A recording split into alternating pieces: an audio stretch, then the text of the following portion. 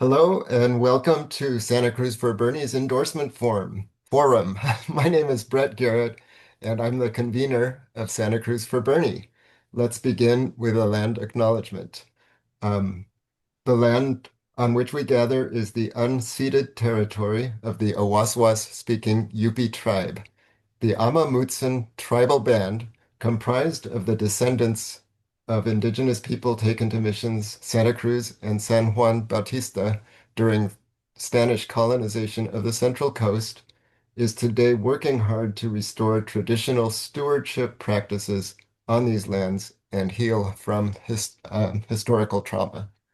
Tonight's forum is to help us prepare for and hopefully influence the upcoming election on Tuesday, November 3rd. Ballots will be mailed just 47 days from now.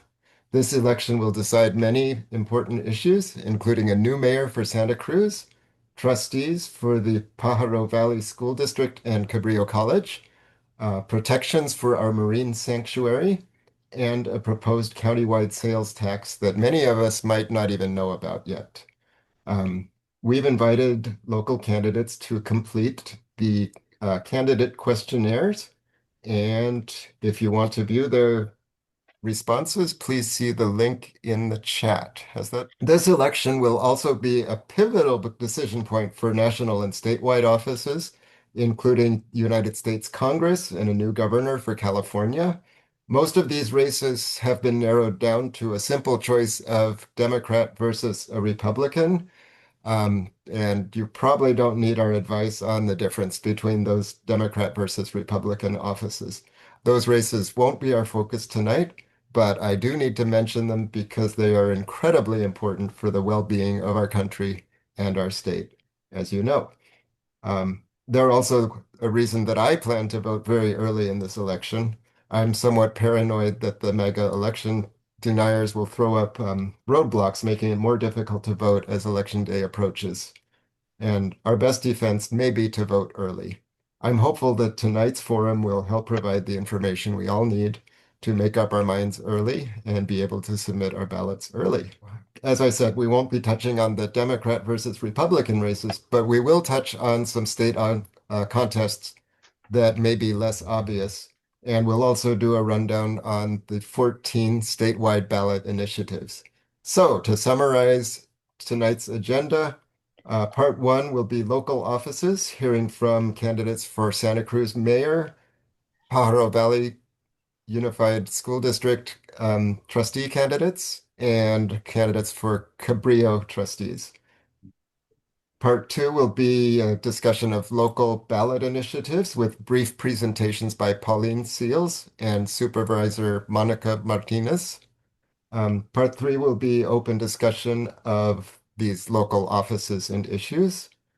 Um, and then part four will give a very um, quick presentation regarding selected statewide contests, including Insurance Commissioner, Superintendent of Public Education, and the Board of Equalization. Part five will be the statewide initiatives. And then finally, we'll have part six, the wrap up and discussion of all those things. So anyway, in part one, we'll provide an opportunity for the candidates to introduce themselves, beginning with Amy Chen Mills, who is running for Santa Cruz mayor. Each candidate will be given 2 minutes for an opening statement, plus a few minutes to answer questions, and finally a 1 minute closing statement. I'll be acting as timekeeper, so make sure you can see me. Let's see, yeah, so the timer will look like this. It'll be in my window. So if you can see my window, if you can see my face, you'll be able to see the timer when it comes up. And if anyone of you candidates if you have trouble seeing the timer, let me know. I can holler out a 20-second warning, but I won't do that unless you've asked me to do that. So Santa Cruz for Bernie members will be invited to vote on the endorsements to be made by Santa Cruz for Bernie. We've got to decide. So we need your vote. You may vote anytime at the link that is going to be posted soon in the chat. Um, And I see Chris is asking about the billionaire's tax. Yes, we'll be voting on that. You'll be able to vote on every statewide proposition. It's a fairly long ballot tonight, covering a lot of issues. So I'll put a link to the voting in just a moment. And without further ado, let me introduce our membership secretary and longtime organizer extraordinaire of Santa Cruz for Bernie. This is Jeffrey Smedberg, who is going to introduce and interview the candidates. Okay, good evening, everybody. Okay, Amy, hi. So, Hi. so what we're going to do is give you 2 minutes for an opening statement. I got a couple of questions, and then you'll have a minute to wrap up. Okay, Okay, thank you ready you. to start? Yeah, Okay, you're on.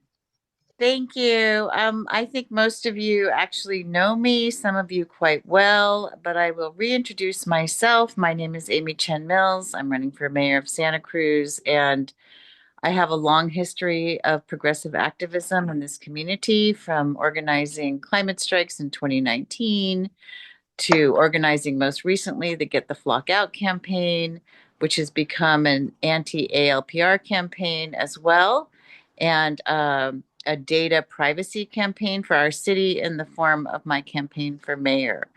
I also worked with Barbara Riverwoman to protect the benchlands and try to promote Indigenous stewardship at the benchlands so that an amphitheater wasn't built there or other like forms of parks and rec hardscaping, which are now all up at the top of the benchlands. And I ran for supervisor in 2022, and I think some of you know me from that time. I have the best people on my campaign team, just like I had the best people on my radio show team, including Meilin, who is currently on this call. And I have folks who I believe have really helped to shape policy in our city, whether or not they were on council or outside of council. And that includes, well, Chris Crone, who is here on the call, and John Hall, who has helped to promote local preference ordinances to make sure that local people get housed in our affordable housing. Joy Schendeldecker, who has worked on the Cruz Hotel with many others to make sure we had at least one affordable housing unit for that hotel. Um, and just people in general who care about people who are working class, people who are poor, people who are unhoused. And I want to take this fight to this mayoral race, which now has someone who's taking open AI money, who is taking Coinbase money and Meta money, along with the thousands, it seems like, of real estate folks and developers who are also donating to Ryan Coonerty's campaign. Our campaign is Okay. grassroots. We Yeah, are that not was the taking. 2-minute dinger, by the way. Okay, I cannot see because I'm on my phone. So, Oh no, I'm sorry. yeah, Do you but want me to give you a you warning could before? just jump in. Okay. Okay, Okay. great. So I'm going to ask you a question with you get a minute to answer this one. As mayor, what will you be able to do to get money out of politics locally? Okay. Well, one thing that I'm already doing is accepting the campaign expenditure cap of $52,266. And I have invited Ryan Coonerty to also accept that cap. He has said that he will not because he has to counter my misinformation.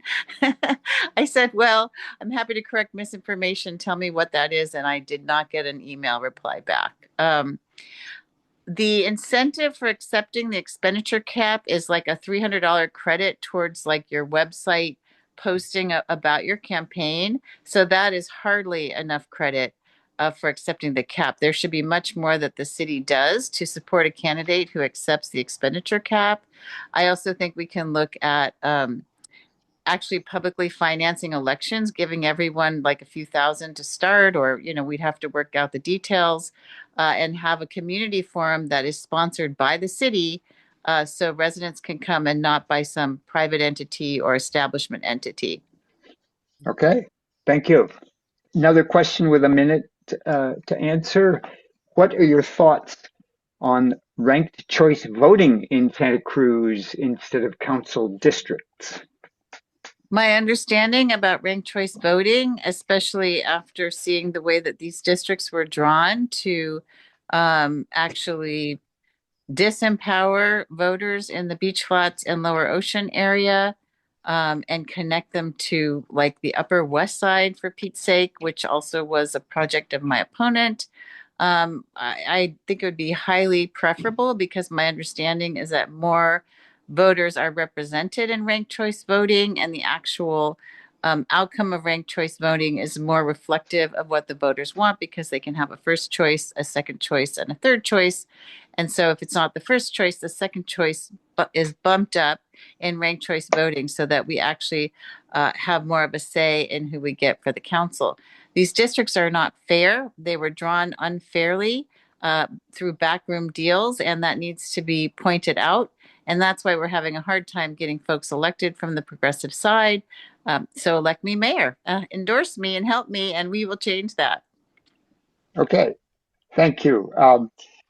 Because we didn't expect a whole lot of people would want to come to this forum, but there's a lot of people and a lot of candidates. So unfortunately, it's kind of short. So I'm going to ask you to give us your 1 minute closing statement.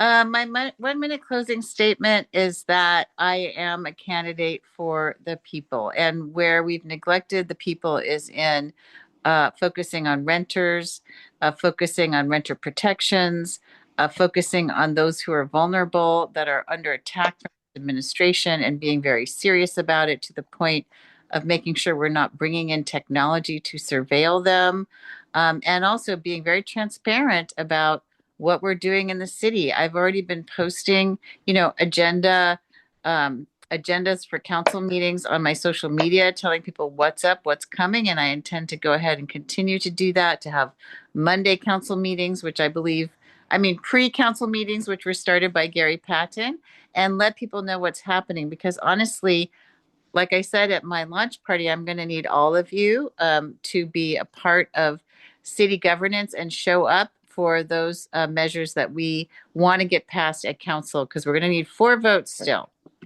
Okay. Thank you so much, Amy, for showing up and speaking to us. And we are going to, at about 8 o'clock, we are going to have a period of time when we're going to have some more open discussion about the candidates that we've heard from. And we can't keep the candidates away. This meeting is open to the public, but during that period of time, we're going to ask that candidates, you've had your chance to speak before then, that you don't speak in a discussion of your own candidacy. Okay, thank you, Amy. We're going to go on to the Pajaro Valley Unified School District, and there are candidates running in 4 districts, areas 1, 4, 5, and 7, and several of those candidates are here with us. Okay, as we continue Spotlight, so I'm going to ask everybody to have a 2-minute opening statement. Let's start with you, Andrew. You get 2 minutes opening statement. Yeah. Thanks for the invitation and for giving me a little bit of time. My name's Andrew Goldenkranz. I'm a candidate in Trustee Area 1, which is Aptos from Park Avenue right down through Corralitos, down to the Watsonville city limits on that side of the freeway. I'm running because the district's got a whole host of problems that get in the way of their ability to focus on students and what they need. The district announced last fall that they were cutting back. They were doing a bunch of layoffs, including a lot of the academic support people that had been hired through COVID. And they never presented a coherent plan of how those students and families were going to get served. They are talking about closing schools, but they have not presented. I think what they need to do in that case is really flip the script and talk about what kind of schools people want to attend. So, for example, the way I would do it on the school closures is maybe maybe we should focus on locating schools a little bit further away from where the pesticides are being sprayed so that we can have a choice of schools that kids want to go to rather than just dealing with the pain and disruption of what it means to close a school down. The budget situation is real. The budget calamities are real. There's a real lack of trust between board, staff, and what's going on in the community. The board wisely chose not to put a bond measure on the ballot, even though they need the money for construction because they just don't have the confidence of the community right now. So my feeling is what I want to do is help restore some sense of order and sensibility and level-headedness on the board. I've worked with large budgets, 9 and 10 digit budgets. I know how to crack open a complex budget like Pajaro Valley and put it back together, so I can help bring some good fact finding to that. I've been in education for 37 years. I was the kid that they would send to teach evolution, climate change, and sex ed to their kids, and never That got was any your 2 minutes. pushback on that one. So I hope that you will support my candidacy as somebody who can get stuff done. Thanks. Thank you, Andrew. Also running for the open seat in Area 1 is Meilin Obinata. So, Meilin, would you like to take your 2 minutes? Thank you, Jeffrey, and thanks everybody at Santa Cruz for Bernie for giving us all the time to address you. And I'm running for everyone, as is Andrew, and I'm running on a reform platform. So one thing is that, let's say, if you love something, part of love is accountability. So we may love the district, but just like when you have a friend who maybe is not a little impaired, maybe don't give them the keys to the car, right? Or put in some accountability. So that's one thing. Part part of something that's, I guess, that is remarkable to me is the lack of a strategic plan. And I think there's a lot of disagreement about money and other decisions in the district because there is no such plan. So if you go to the grocery store and you want to buy bread or so on, you have to, I mean, you have a shopping list, right? So I want the district to have that as well. So, okay, I know I have 2 minutes. Okay. Anyway, so I'll continue. I grew up in the district. I went to Mar Vista Elementary. I went to Aptos Junior High. I went to Aptos High School. I went to Cabrillo. I went to UC Santa Cruz. And I have a law degree from Okay. Mitchell Hamlin School of Law. That was covered by full tuition, but my education is the result of me attending the PVUSD. So I would love to give back. Thank you for your 2 minutes. Okay, let's move on to District 5. Alicia Jiminez, would you like to take your 2 minutes? Absolutely. Thank you so much, Brett and Jeffrey and Santa Cruz for Bernie for inviting me to this forum. I very much appreciate it. I decided to run very last minute, and one of the reasons was because I just retired from PVUSD in June. And as I was thinking about that, and as I have more freedom of time, I was really thinking about how I can give back to the community. And I realized that this was such a unique opportunity for me to give back in a very meaningful way. I grew up in Mexico. I immigrated when I was 8 years old, came to PVUSD, and have been here since then. I did go to college from PVUSD. I went to Smith College in Massachusetts and had a wonderful experience. And when I was looking for a job, at some point I decided that I really wanted to work for PVUSD. and I was able to start working with them in 2000 as an executive assistant to the board and the superintendent, and I learned a lot about. Since then, I have been attending board meetings until about 2020. I attended board meetings in closed session, and I was able to see a lot of the discussions that took place. So I bring 25 years of institutional knowledge to this process. I feel like there is an opportunity for to change someone a little bit of the tenor of this of the board. There's a lot of wonderful work that is being done at the school district that is not getting much attention, that deserves to get attention. Our students are being exposed to great opportunities as well. I think it's also an opportunity to really highlight with the community the good work that's being done. There'll always be challenges, but I feel like there's so many opportunities also to celebrate and move forward with respect, so that our students have a wonderful opportunity to grow. Thank you. Was that 2 minutes? It was. Yeah. Thank you. Oh my God, I felt I couldn't, but I can. I'm like, oh, it's such a long time. Okay. Thank you, Alicia. Thank you. Okay. Next, I would like to invite for Area 7, Mads Realmuto. 2 minutes. Thank you. Thank you. And thank you all for having me this evening. Mads Realmuto, I'm a PBUSD graduate. I am now a parent of 2 young children in the district. So I've really come full circle. I really started getting involved when I was advocating for my child with special needs. And that really exposed me to some of the challenges that the district is facing in terms of delivering services and the fight that is needed to get kids the education that they both deserve and are required to have. I'm a big believer in public education and high quality public education. And I agree with a lot of what's already been said in terms of our district being distracted and not focusing enough on what matters, which is our students. I'm running to bring some of my experience in the district, but also my background to the board.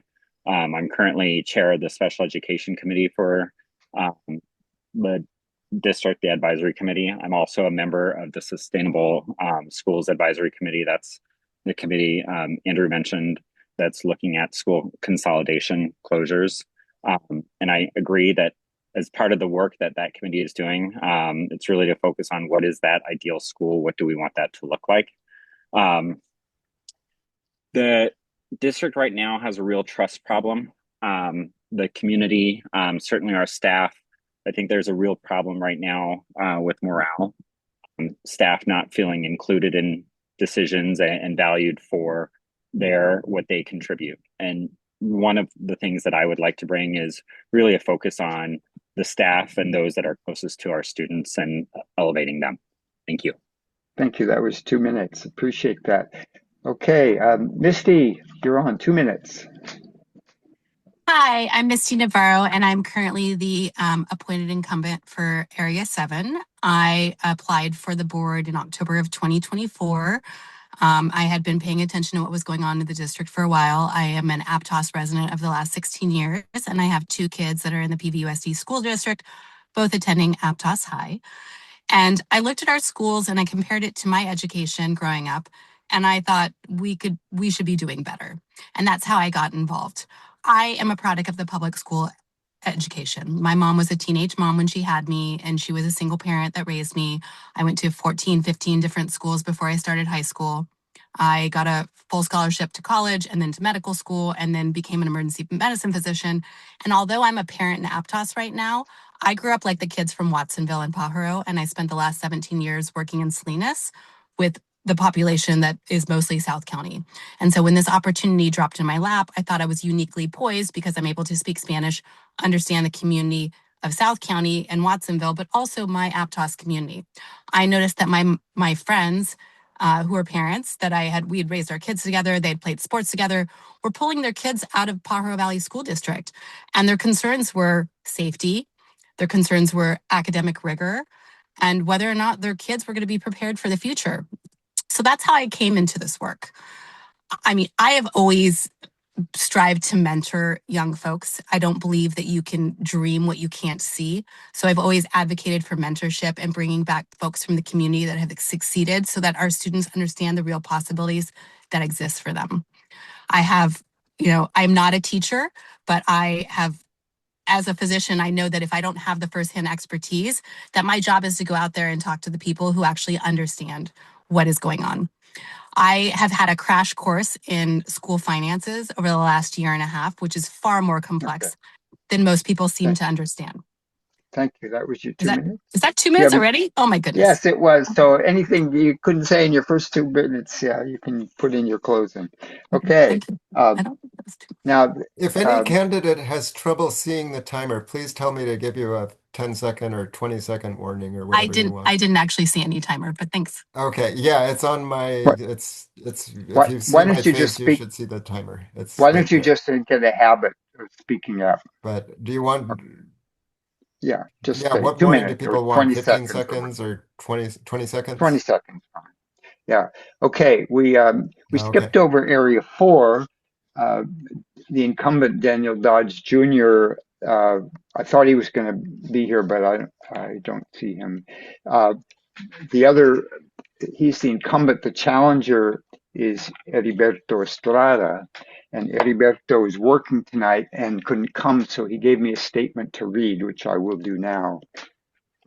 Good evening, everyone. My name is Eriberto Estrada, and while I am unable to be here tonight because of a work commitment, I'm grateful to have my statement read on my behalf. Thank you to Santa Cruz for Bernie for giving me the opportunity to introduce myself and share why I'm running for the PVUSD trustee in Area 4.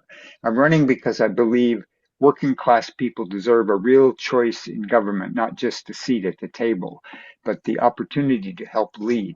I grew up in Watsonville surrounded by working families, farm workers, and immigrant families who work hard every day to build a better life for their kids. I've seen how hard people work and how sometimes their voices can still go unheard. For the past 3 years, I've regularly attended PVUSD school board meetings, sometimes staying late into the night. I've listened to students, parents, and educators and spoken up when I felt their concerns weren't being heard. That experience is what motivated me to run. This is my first campaign, and I'm not a career politician. I'm just someone from Watsonville who cares about our community and believes our families deserve a stronger voice in the decisions affecting our schools. That is why I'm proud to seek the support of Santa Cruz for Bernie. I believe every student deserves a good public education, no matter where they come from or what their family makes. As a trustee, I want to make sure our schools have the resources they need, our teachers are supported, and our students have real opportunities after graduation. I also want working families to feel like they actually have a voice in our schools. A lot of families are busy working and don't always have the time to go to meetings or speak up. I want to make sure their concerns are still heard and represented. I want families to know that their voices matter, not just during re-elections, but throughout the entire year. My campaign is about accountability, transparency, and representation. I want a school board that listens before making decisions, explains how public resources are being used, and measures success by whether or our students and families are actually better off. I believe the power of working people coming together to demand better from our institutions. That is what Bernie Sanders has fought for throughout his career, and is the kind of leadership I want to bring to PVUSD. I would be honored to have the support of Santa Cruz for Bernie. Thank you for your consideration, and thank you for continuing to organize for working families, students, and communities across Santa Cruz County. I'm sorry I couldn't be with you tonight, but I'm grateful to have the opportunity to share why I'm running. Thank you. Okay, so he might have gotten a little extra time, but that's his opening and closing statements. Okay, so I'm going to ask a couple of questions here. I'm going to start with Area 5, Alicia. Yeah, and these are Alicia. 1 minute, are they? Or Yeah. tell us. Yeah, these are 1 minute. Okay. Controversies among board members get in the news too frequently about Pajaro Valley District. Ethnic studies, firing and rehiring the superintendent. How would you improve the working relationships on the board? Thank you so much, Jeffrey. I actually feel that it has to start from being respectful and being very of the work that is taking place at PVUSD by the staff that is doing the work. I think it has to be, I need to be very respectful. We all need to be respectful about that. And I think having conversations professionally and with kindness is a good way of starting to do that. Okay. Thank you, Alicia. Brett, you're not going to be putting your timer up? Okay. Mads, we'll go to you next. Let me know if you need me to repeat the question. I do not. Thank you. My professional background is in public policy, communications, and stakeholder engagement. So have spent much of my career navigating complex issues and bringing people with very different perspectives together. I think disagreement is healthy and dysfunction is not. And so what my experience has taught me is different tactics in de-escalation, finding common ground, but also listening. I think one of the things that I see a lot right now in the dysfunction is a board and community members who struggle to actually listen to each other. And some of that transparency is 20 further lack of transparency is driving more of that tension. So I would like to encourage greater transparency, but I also want to listen and use some of my de-escalation experience to serve the board. Thank you, Matt. Misty. I like Mads, actually have an extensive amount of experience dealing with chaos and controversy as an emergency physician. And unfortunately, until you're actually on the board and dealing with the situation, it's a lot easier from the outside to see what you would and would not do. And at the end of the day, all we can really do is control ourselves and our own behavior, and we have no control over other people. So I think bringing, respectability, and I've pushed for having a code of conduct to our board, just to have some basic decorum and respect and not be name calling and making our boardroom a hostile environment for people in which to come. Okay. Thank you. Andrew, would you like to weigh in on the question? Yeah, thanks. A couple things here. I do think we need kind of a code of conduct, kind of code of ethics in terms of how board members treat each other. But I think the main issue is that when stuff comes to the board, it's not quite ready for prime time. They're bringing in proposals that are not completely finished, and therefore inviting loud and acrimonious debate. The experience that I come from is all of that work takes place behind the scenes, building seats at the table for folks, doing that careful listening that you've heard about before, in a way so that by the time it gets to the board, it is much closer to being a finished proposal than it is now. And I think that sort of process of how 20 to seconds. maintain your idealism and also get stuff done is really important. This district needs to kind of get on board. They had their first discussion of student achievement in 3 years within the last month or two, which is kind of abominable. Thanks. Okay. Thank you. Meilin. Hi, everybody. Yeah, so in terms of conflict management, I've actually done it in various jobs, including when I was a civil rights investigator. I investigated allegations of, say, employment discrimination. That includes things like sexual harassment. I also settled those cases, so I would literally be going between rooms from, let's say, someone alleged that there was sexual harassment, and in the other room, there'd be someone who purportedly did it. I would have to find a way to meet, to help them make a compromise. So I think that conflict management skills 15 seconds. which I have, I can certainly deploy, but also because there's not a strategic plan, there is a lot of unnecessary conflict because we don't know what we're driving towards. Okay, thank you, Meilin. Okay, next question. Should ethnic studies primarily teach students about culture and historical contributions, or should students also examine racism, colonialism, discrimination, power, and social movements? Where would you draw the line? Let's start with Mads. Yeah. Yeah. I think it's important to learn about all of the above. It's so important for our students to understand not only where they come from and see themselves, but to understand that broader context. I think one of the things when I think back my education here, we didn't learn enough about what happened and has happened over the years in the Pajaro Valley, in Santa Cruz and Monterey. So I think it's important that education be holistic. And I know there's been a lot of controversy around this program, but so far the feedback has been positive for the most part. And so it's really looking to continue that. Okay, thank you. Misty. So ethnic studies was one of the things when I first came on the board that was a big issue. And just like everything that I approach, I get information before I make a decision. So I met with the founder of our ethnic studies curriculum locally because there was a lot of concern from our Jewish community about whether anti-Semitism was being taught in our schools. And once I actually delved into it and realized that the Fields framework didn't involve any of the topics that were concerning to our Jewish community, I therefore went and supported it.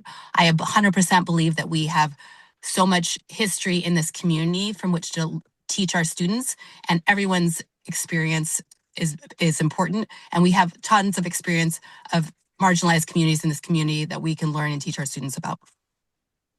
Great, thank you. Okay, Andrew, you're up. Yeah, thanks.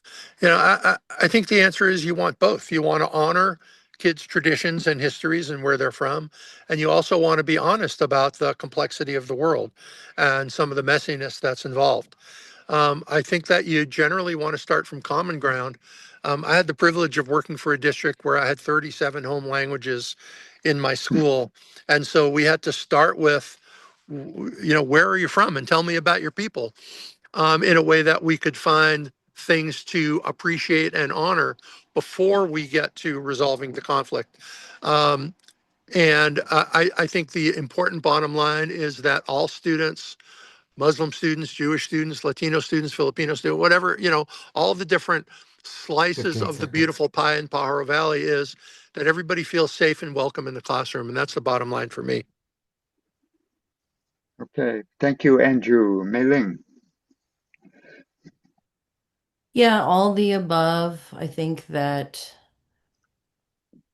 history, I mean, it can be a fascinating subject, especially if taught accurately. And I think that we are very fortunate to have an amazing history. So telling it well and allowing students to fall in love with it, I think that's super important. And I think also the fact that it's teacher centered in the way that it's deployed currently in the PBUSD. That's an important feature because it lets our teachers be fully engaged and makes for a really rich experience for our students. Okay, thank you. And Alicia.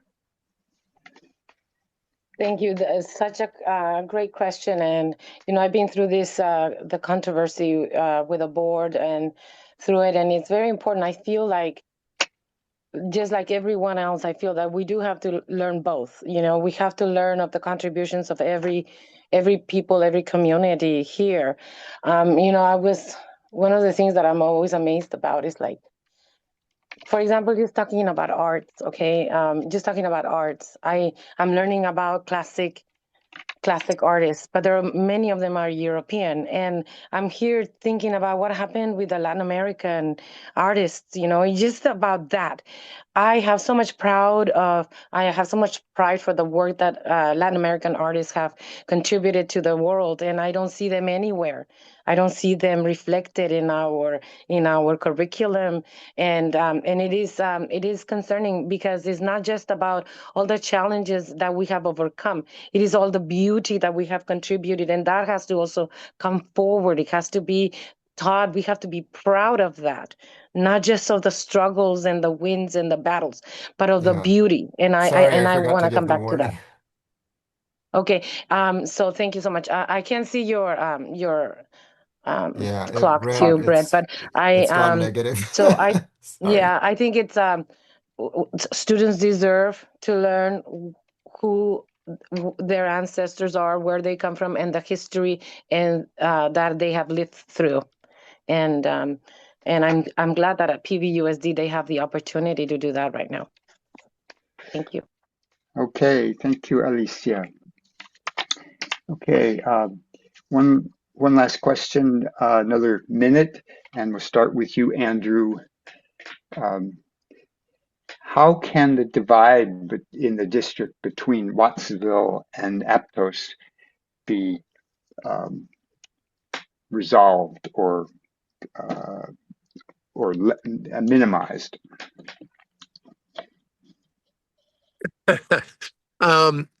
Yeah, so there is, I think the important thing is making sure that everybody's got a seat at the table. There is a balance in District 1 where you're getting elected by people in largely Aptos and Corralitos, but then having to represent the people in the whole district. And I think the most important thing is what's best for students. Now, let me say a couple things just about some of the Aptos Watsonville stuff. I think that maintaining equity should be based around building opportunity rather than taking it away. So for example, when they cut back on the 7-period day in Aptos High, I think that was a mistake. I think they should be expanding the 7-period day to all 3 high schools. 15 When they seconds. so when they cut back on the marine biology trips to Catalina Island, I think they should be expanding those opportunities rather than taking them away. And I think that's the way that I would try to govern. Thank you, Andrew. Meilin. So, yeah, Aptos and Wattsville are not, obviously, they're not the same. I grew up going into Watsonville for chicharron and carnitas or whatever, right? So I'm a student of the PVOSD, but also just I'm a resident of the PVOSD, and I understand how there can be this divide. And I think that part of any strategic plan has to emphasize access and equality for people in the PVOSD so that people feel as though we are hearing them and we are understanding how we're allocating resources of the district in an equitable way. Okay, thank you. Alicia.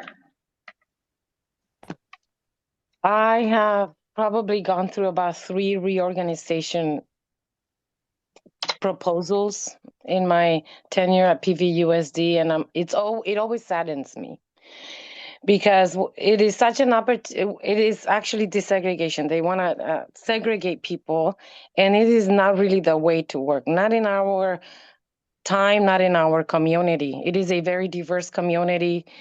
There's a lot of emphasis on equity throughout the schools, making sure that what's available in one school can be available at other schools. And it is a hard topic, I think, to talk about. But I think that one of the 15 seconds. least things we can do is talk about reorganization, because it is a division. And instead of trying to learn and grow from each other and grow with each other, we are trying to separate one another. And I think in this time, that is just unacceptable. We have to be able to learn from each other and understand that we are working to make sure every student in every one of the schools has access to equitable systems. Thank you, Alicia. So Mads, take this question on. Thank you.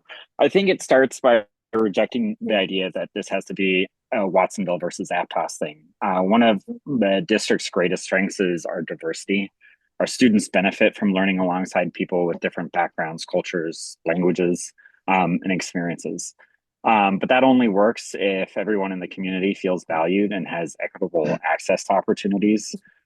So as a trustee, I would focus on listening and building relationships across the district, as I already do, and make sure decisions are being made with the communities, but keep bringing us back to the fact that we are one district and we need to benefit all of our children. And I agree that it's about 15 seconds. building up our communities, not taking away. Okay, thank you, Mads. Misty, get on. So I echo some of what Mads is saying. I think some of this Watsonville versus Aptos is a little bit contrived because half the students actually at Aptos are from Watsonville. And so one of the things that we've done as a board, and the one thing that we actually do all agree on, is bringing equity to all of our schools. Currently, Aptos is the only school that has 7 periods. We looked at expanding the other ones. We didn't have $2.5 million extra dollars to make sure everybody had 7 periods. So we are trying to make sure that we align our schedules so that we can bring access to all of the students to have equal opportunities, expand our CTE pathways, make sure accelerated courses are available to the PV and Aptos High and the Watsonville students. I live in Aptos, but ironically, I represent PV High, and I spend a tremendous amount of time 15 at seconds. all of the schools. And I believe that equity is really the key, and making sure that no one school feels like they're getting something less than someone else. Okay, thank you, Misty. I think I got through everybody on that question, and now we're ready for 1-minute closing statements. And I'm going to start with Meilin.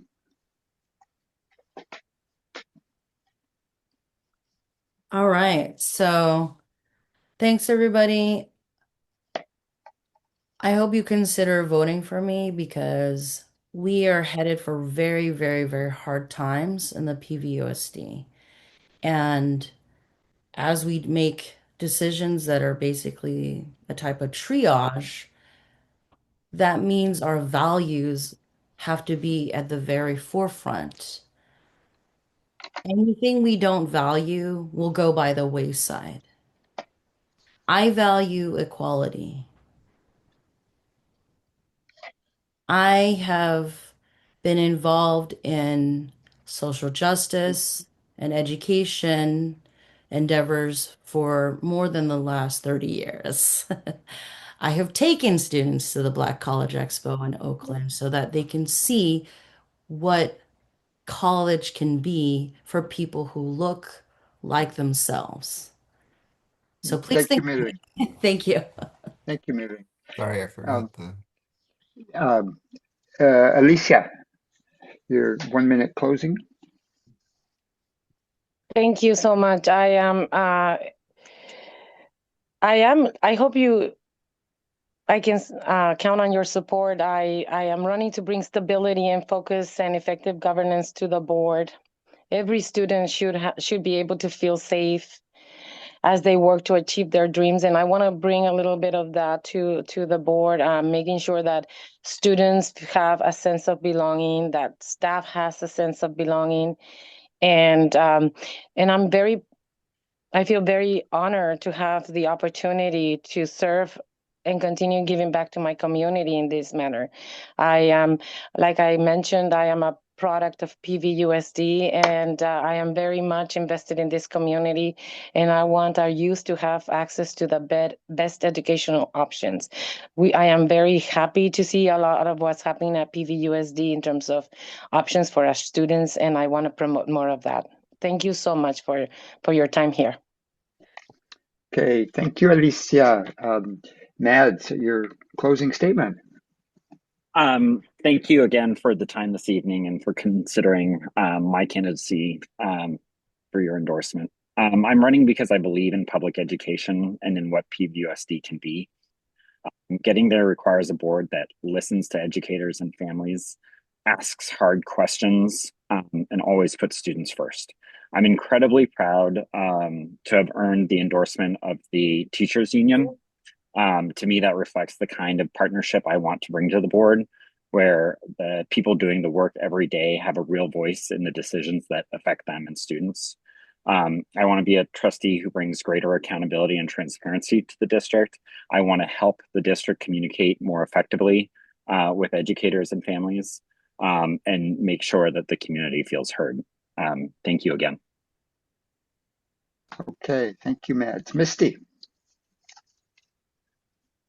So as the one person, other than maybe Alicia Jiminez, in this forum that has actually been doing this work for the last almost 2 years, these challenges are great. We are facing a structural deficit, and we almost went into a qualified status this past December. We had to make some really difficult structural decisions in order to save our budget and live within our means.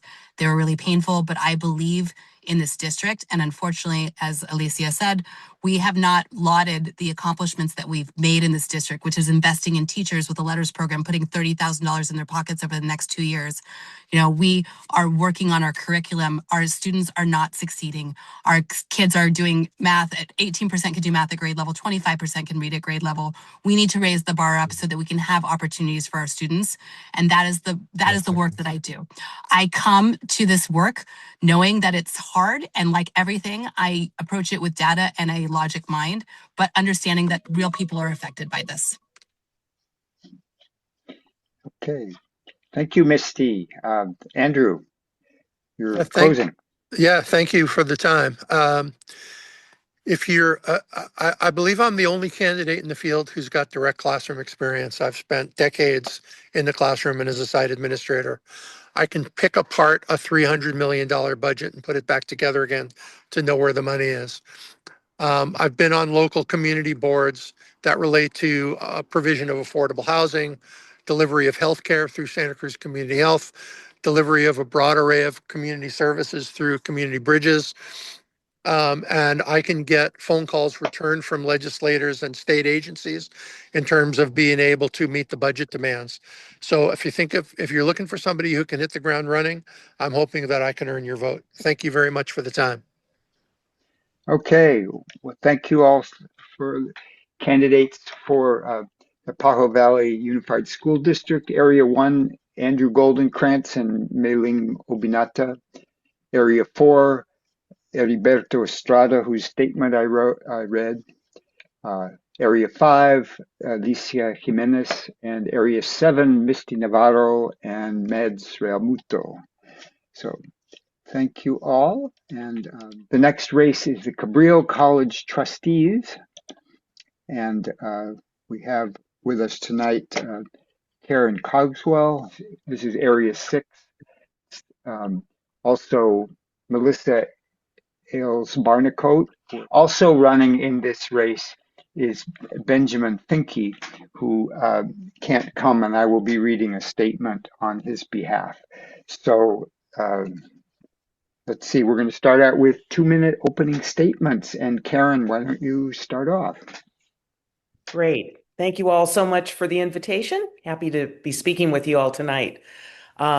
I have been serving on the Cabrillo Foundation Board for over 12 years and have also am on the Scholarship Committee. I'm past president of the President Circle Committee and also was a founding member of Women's Educational Success, which is an emergency grant program for female students who are in danger of dropping out of school because of a lost bus pass or bald tires. It's been extremely successful.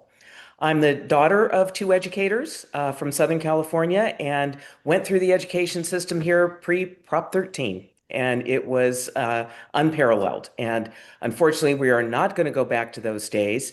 And Cabrillo is subject to, of course, state funding because we don't have the tax base that some of the community colleges do over the hill. And I believe that we can maintain and excel in our educational pursuits even without that kind of money because we have the most outstanding faculty and a great staff and strong unions, and I want to support all of them. We're facing a huge demographic shift. There are not as many children being born, and they're not going to be available for enrollment. Plus, the threat of AI. It's out there. It's also got a lot of promise, but the students are acutely aware of the threat to their employment prospects that this presents. So I believe we need to take a holistic look at the curricula, at the workforce development, at what employers in the area want, what they are not finding in the current workforce, and align those needs. There can be no better argument for that than the great news out of the Watsonville campus of Cabrillo, where they saw a huge increase in enrollment and in success, pass rate, because 20 they seconds. realized what the students wanted. They brought it to the campus, and enrollment went up and achievement went up. And I would like to see that across all of the Cabrillo curricula. And I believe we can get there with shared governance and cool heads and clear vision. Thank you. Thank you, Karen. Milissa, please Good evening. introduce yourself. 2 minutes. Yeah, thank you. Good evening. Thank you for the opportunity to be here. I'm running for the Cabrillo College Board of Trustees because I believe deeply in the role community colleges play in creating opportunity, not only for students, but for families and our entire community. My career has centered on workforce development, education, healthcare, and creating pathways that connect people to meaningful careers. Through that work, I've been seen and acknowledged how powerful education can be when students can clearly see the connection between what they're learning and where it can take them. I also understand that students today are navigating a very, very different world. Many are working while going to school. They may be caring for children or family members. They're dealing with a very high cost of living in our community, and they need an institution that understands those realities while still holding high expectations for what they can achieve. For me, serving as a trustee means asking some really fundamental questions. Are we helping students succeed in the world that exists today? Are we listening to our faculty, staff, students, employers, and our community? Are we being responsible stewards of public resources? And are we preparing Cabrillo not just for the next few years, but for the next generation? I would bring a collaborative approach, a workforce and community perspective, and a willingness to ask thoughtful questions and listen carefully before making decisions. Cabrillo is an incredibly important community institution. I'd be honored to help strengthen it, ensure that opportunity remains at the center of its mission. Thank you. Thank you, Milissa. So I'm going to read a statement that was submitted by Ben Finke, who's also running for this Area 6 seat on the Cabrillo College Trustee Board. Hello, Santa Cruz for Bernie. My name is Benjamin Finke. I am a candidate for Cabrillo College Trustee Area 6. I apologize that I can't be with you tonight as I am helping to take care of my grandmother, which I feel is a perfect exemplification of my personality and intentions with running for office. I want to serve the public to ensure that our students and community thrive together. As a bus operator for Santa Cruz Metro, what I do every day is accommodate for people's needs, lend compassion and patience, and discern what can and can't be done while communicating plainly and effectively so that my passengers understand my perspective. I see this as a perfect microcosm of what I expect as a governing board member, to fundamentally treat all people and concerns as equal and valuable. to strive for decisions and actions which lead to best outcomes, and to honestly and rationally differentiate good ideas which are achievable from those which aren't. I believe in supporting our students, whether it's housing, on-site services, counseling, or well-equipped classrooms. Our community coming together to provide the very best opportunities to those who come to Cabrillo is a beautiful thing. We are stronger together, and I'm hoping to receive your endorsement so that I may have the opportunity to communicate with the public and advocate for our future. In solidarity, thank you. Okay, I'm going to ask you a few questions. We'll start with Milissa, and it's a 1-minute answer for this question. Describe your commitment to Cabrillo's Pajaro Valley campuses and students. My commitment is to really work with the institution. I think it's such an important engine for the community.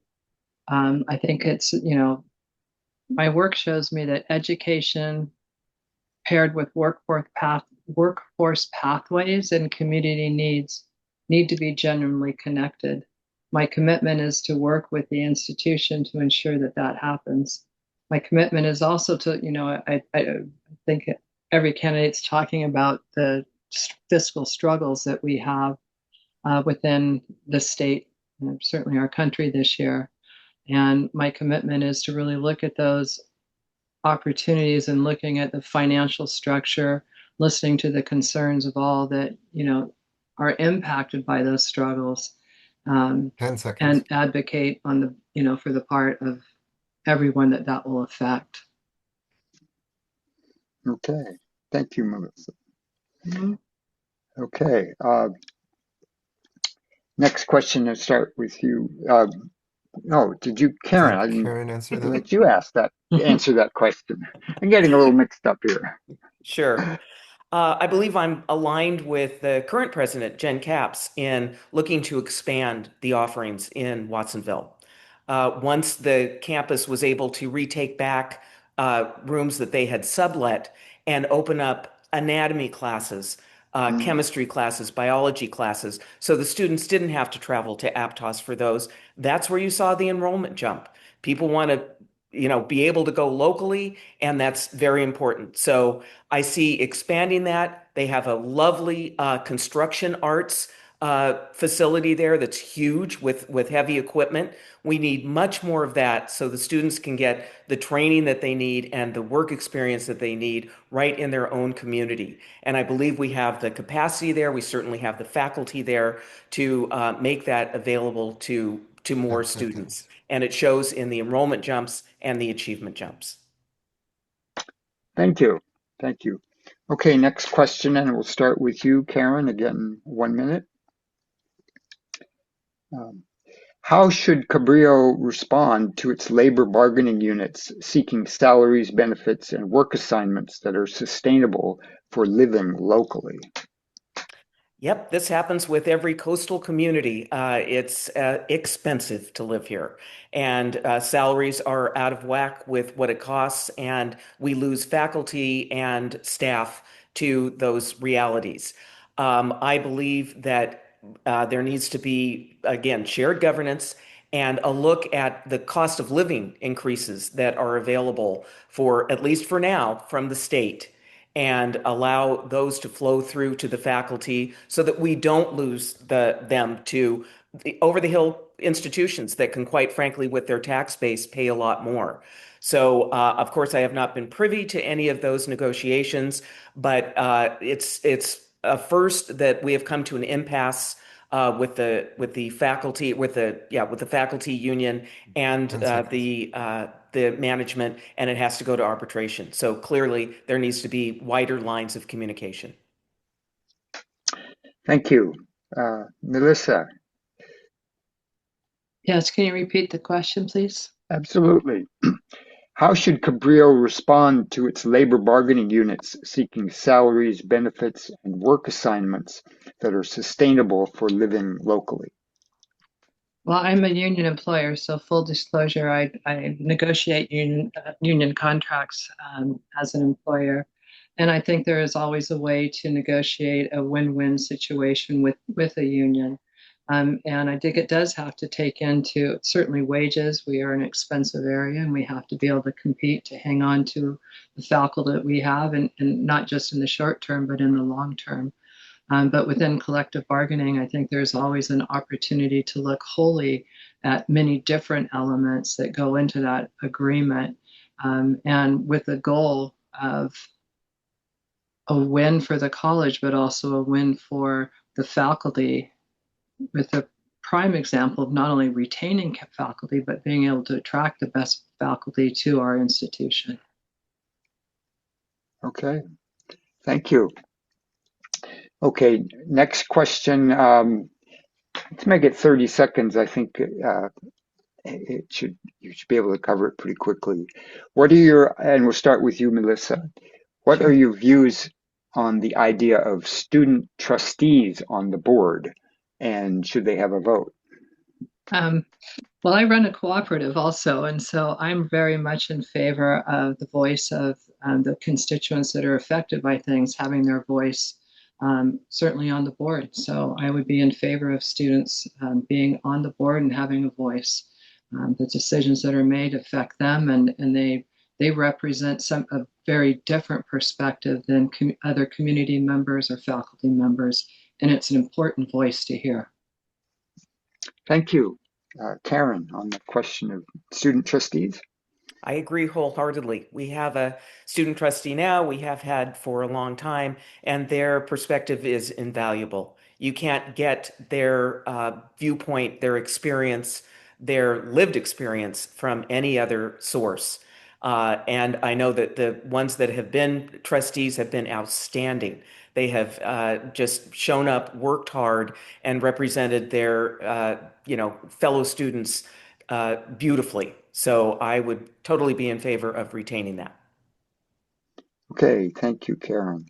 Okay, next question, and again, I think 30 seconds might cover it. What do you think about the Cabrillo College name change? Is that still on the table? Go Who do you ahead, want to Karen. start? Me? Go ahead. Okay. Yeah, go ahead, Karen. Well, as I recall, it was moved forward 5 years that they would not take it up. And so I believe there's another couple of years. And whatever happens, if it does come up again, it has to be a much better experience. That was so divisive, so ugly, so hurtful to all parties that we need to come up with a much better process if that should come up again. Thank you. And Milissa, on the question of the name change. Yes, I read about it. So I wasn't in the experience of being there, but I certainly read some of the op-eds and views on it. I think whenever you're making a significant change that affects the community, and when a community has such strong feelings about that you really need to be very inclusive in your build up to a decision. And I think you have to include enough voices in that to make the decision. And at the end, I think you do have to make hard decisions, but I think you can do that in a very collaborative way with all of the constituents that have passion about it. And I think that's really important to do. Thank you, Milissa. Okay, we're ready for 1 minute closing statement. And Milissa, why don't you lead off? Sure, thank you. And thank you for the opportunity to participate tonight. It was nice to meet Karen, at least over Zoom, and all of you over Zoom. What draws me to this role is really simple. I believe in Cabrillo, that it can change lives. For some students, it's the first step toward a 4-year degree. For others, it's a pathway into a career, a new skill, or entirely new chapter in their lives. And for our community, Cabrillo is an essential educational and economic resource. I would bring to the board my experience in workforce development, education, healthcare, and building partnerships. But just as importantly, I would bring curiosity, collaboration, and a willingness to listen. If elected, I will keep students at the center of my decisions. I'll ask thoughtful questions, I'll be responsible with the resources entrusted to the college, and I'll work to ensure Cabrillo remains strong, relevant, and accessible for generations to come. I'd be honored to earn your support, and thank you very much for the invitation to join you tonight. Thank you, Milissa. Karen, 1 minute closing statement. I also want to thank you for the invitation and the opportunity to get to know you all and Milissa. I built a company here and so needed to bring in all kinds of stakeholders and members of the community, and have had my ear to the ground since living here, first since 1973 to go to UCSC, and then moved back in 1986. So I'm a longtime resident. I also have no aspirations for further office. Serving Cabrillo is all I want to do, and I'm not looking for anything else. So I believe that the collaboration with the community, the students, the faculty, the unions is essential. And again, I appreciate the opportunity to introduce myself. Okay, well, thank you so much. If we were here in person, we'd give you a round of applause, but everybody's muted, so please assume that we're all cheering you for showing up here. Next on our agenda is County Measure E, and we have with us tonight Monica Martinez, supervisor in the 5th District, and Monica has taken chair of the board and also taken the lead on Measure E, and I think I will let you take it from here. Thank you, Jeffrey, and good evening, everybody. I see some familiar names and faces, but it's also good to see some new folks. As Jeffrey shared, my name is Monica Martinez, and I am currently the chair of the Santa Cruz County Board of Supervisors. It's a tremendous honor to be in this capacity. And I really want to thank you for the invitation to come speak to you today about something that's incredibly important to me.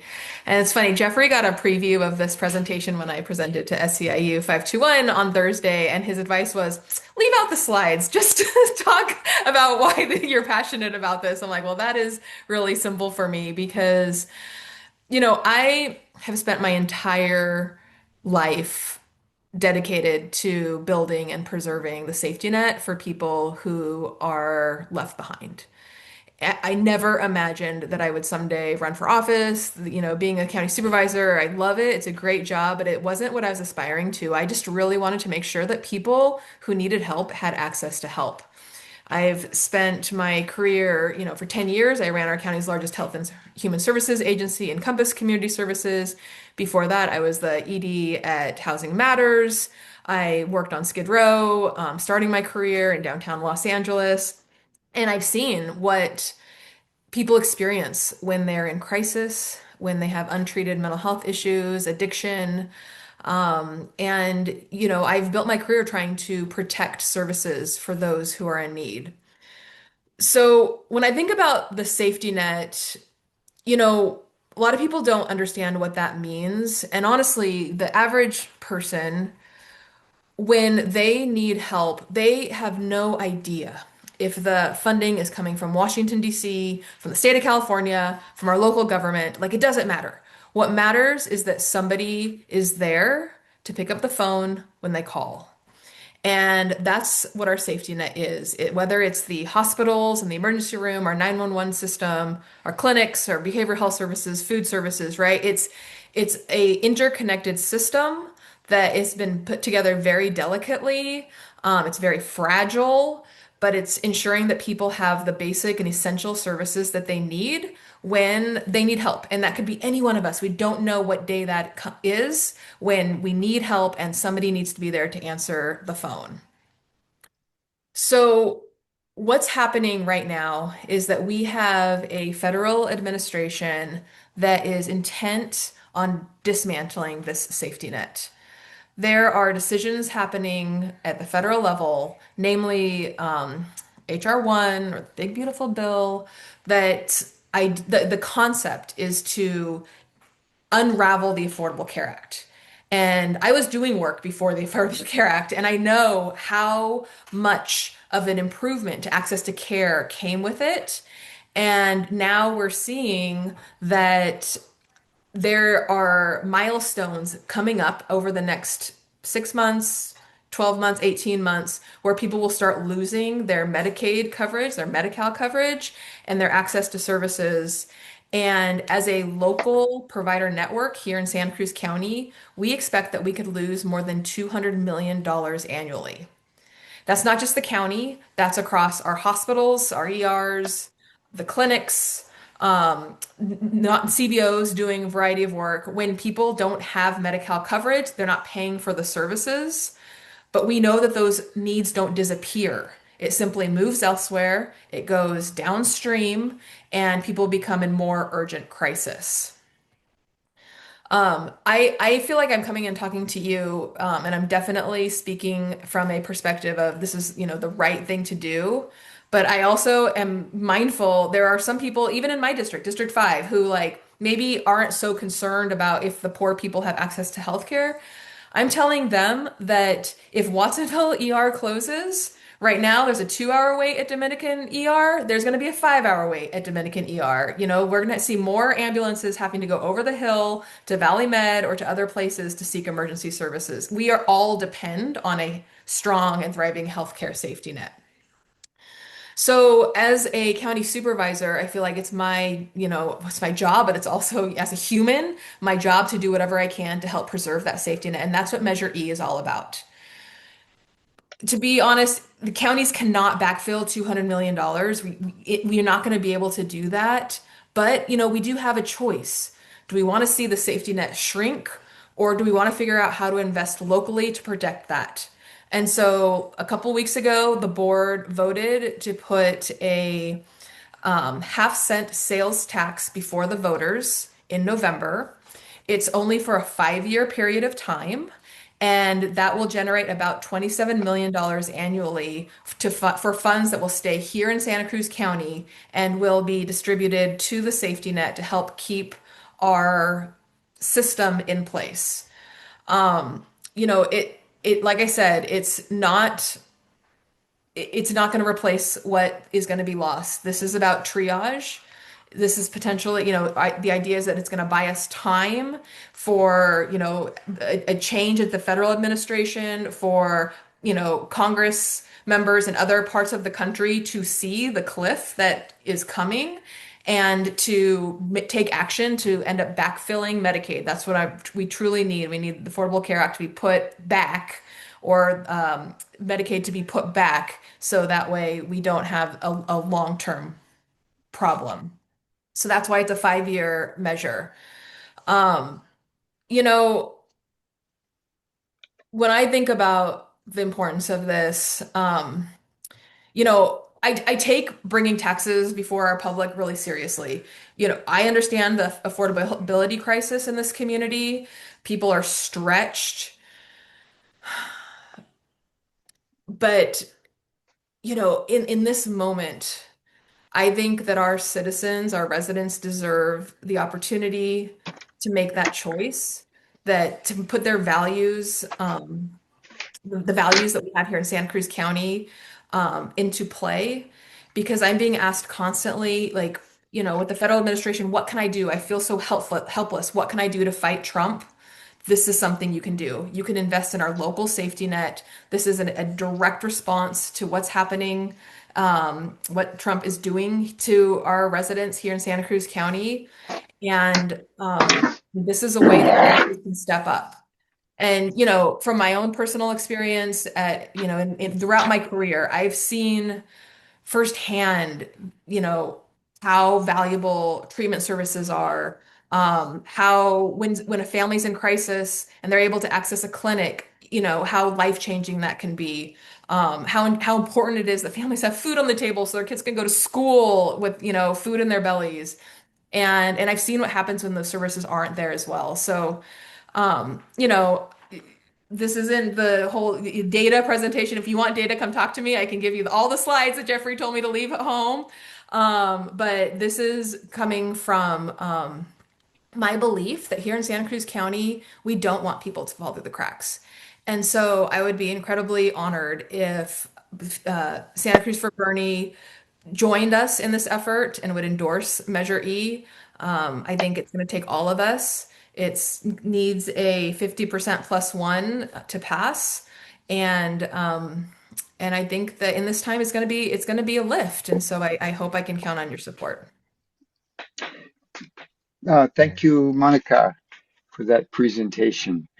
So I'm not sure you really addressed one point. So this is be my question. Um, People generally don't like sales taxes because they are regressive. What efforts did the board make to try and find any other relevant sources to fill in the gaps, the real gaps that you see coming? Right. It's a great question. And we did spend a huge amount of our time in front of SEIU talking about the entire fiscal picture of the county, because we have a structural challenge at the county in addition to what's happening from the Trump administration. There's two big problems. And so as it relates to our structural challenges, our county is undergoing a lot of change. We are looking at innovations that hopefully bring down costs, trying to be more efficient, really looking at our mandated services. What do we have to do as an extension of the state of California versus what we, you know, what's nice to do. And so we've been going through that process actually for some time, and we're continuing to implement some of those changes. We also, I want to respond to the regressive tax piece because that's something that I paused on this sales tax as an idea for some time because I've always carried that same perspective. People who have lower incomes, people who are poor, are hit harder by percentage sales tax. That's true. But when I became a county supervisor, I was just like, tell me all the ways a county can bring in revenue, whether that's through a property tax, which is quite limited, other, parcel taxes, how else, grants, how else does the county bring in revenue? And sales tax is, one of the very few levers that we actually have. And the good thing about this lever is that it also hits our people who are visiting Santa Cruz County.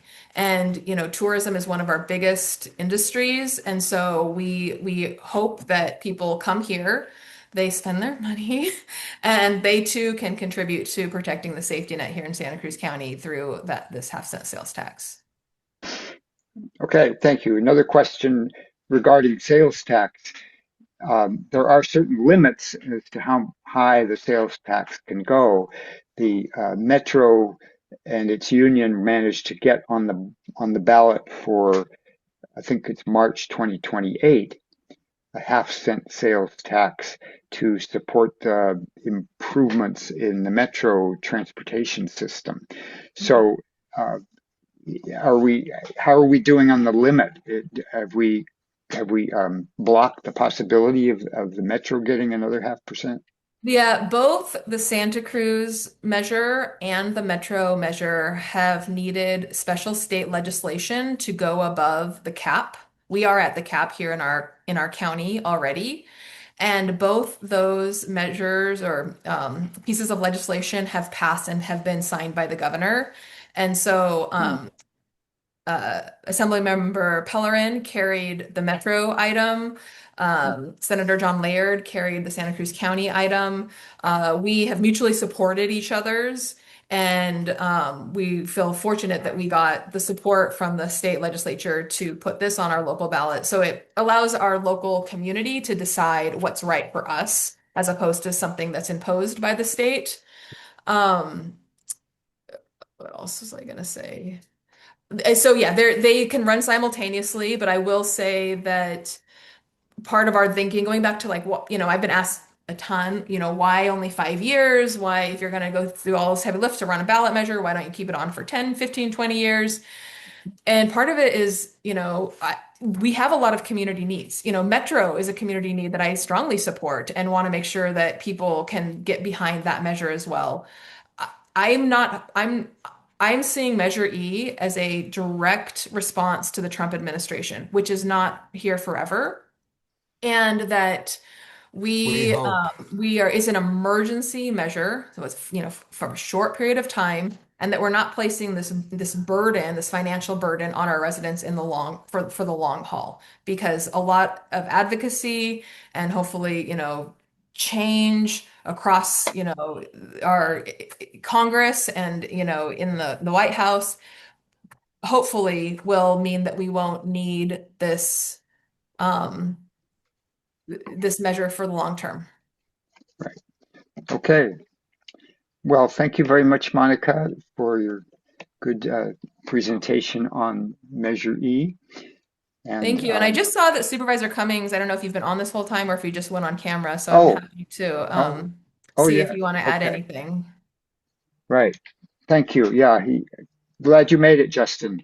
So we were going to offer an opportunity. I asked Justin first, would you like to speak on this issue? And he said he would defer to the board chair, but that he would make his comment. So if you have a brief comment, Justin, we'd love to hear it from you. Yeah, and I apologize. I had some trouble logging on, so I didn't catch what Monica had to say initially. But, the one thing I would say is that right now we are going through a really challenging time in our community and within our country. And we're going to see some significant cuts to our social services, especially around people's access to food assistance and medical care.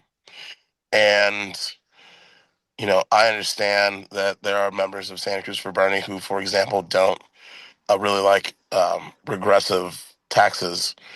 But the one thing I will say with sales tax is that many people who are going to pay into this are people who are going to be coming from outside of our community. So I always hear people around saying like,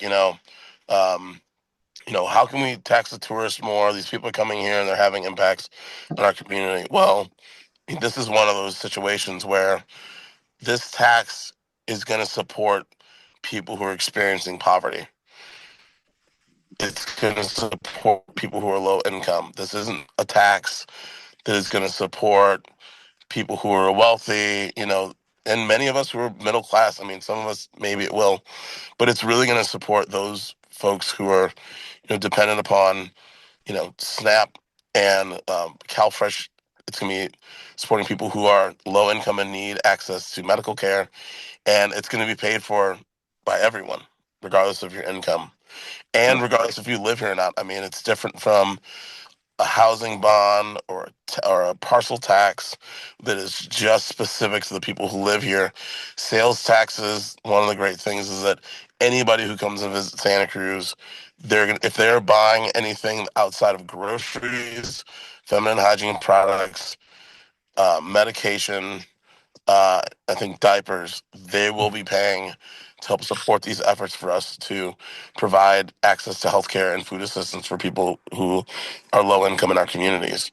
And so that's one of the things that's really compelled me to support this. And I really hope that Santa Cruz for Bernie can see the value of us, really trying to push for something that, and yes, it's regressive, but it's also temporary. And, that's another reason why I think it's really important for us to support this, because we're living in unprecedented times, and this is an opportunity for us to all come together to support our community. It's going to be impacted. Thank you, Justin, for your comments and for showing up, sharing that with us. Just a couple of things I will say about sales tax is that some things are not covered by sales tax, like food and medicines and some other essentials.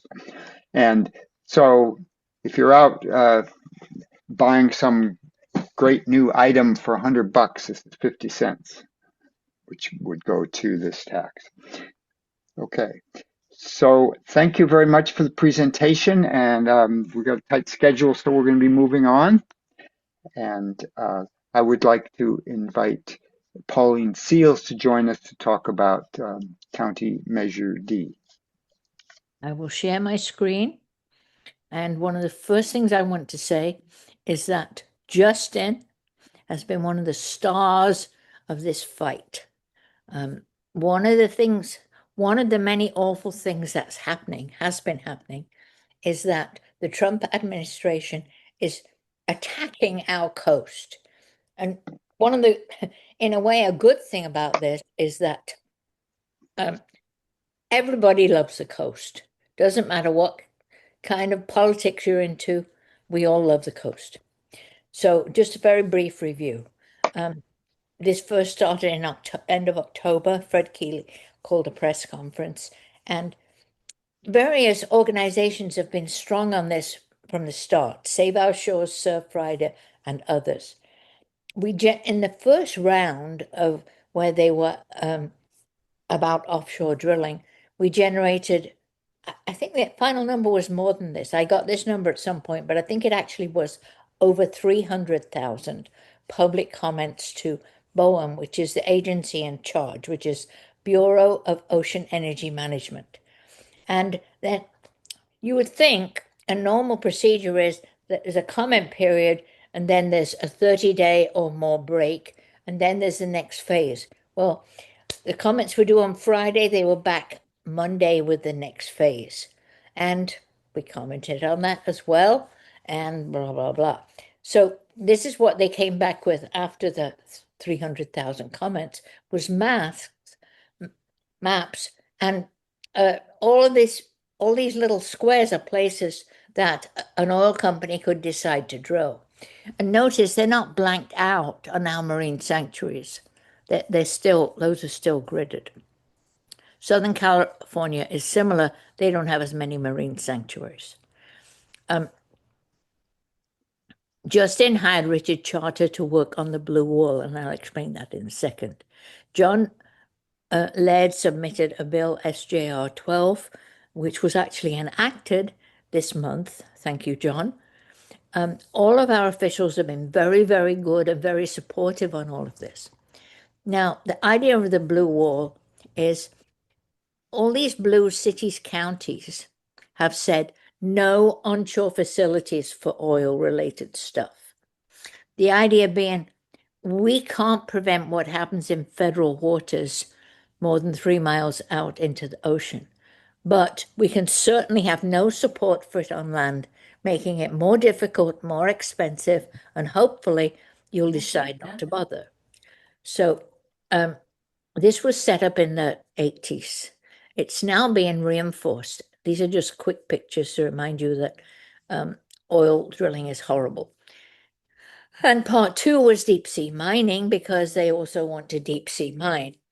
And they use this usual crock thing about national security, and it's bogus because, well, first of all, the deep sea mining would be very, very harmful to the environment, and the ocean is very important. 83 countries have signed a moratorium on deep sea mining. It's not needed because newer, safer battery chemistry and recycling. You see, the minerals that they get from this deep sea mining would be similar to what was in the batteries at Moss Landing, which caught on fire. They have been out of date for now 5 to 7 years and are already replaced by better batteries. And I assume they're recycling that stuff from Moss Landing.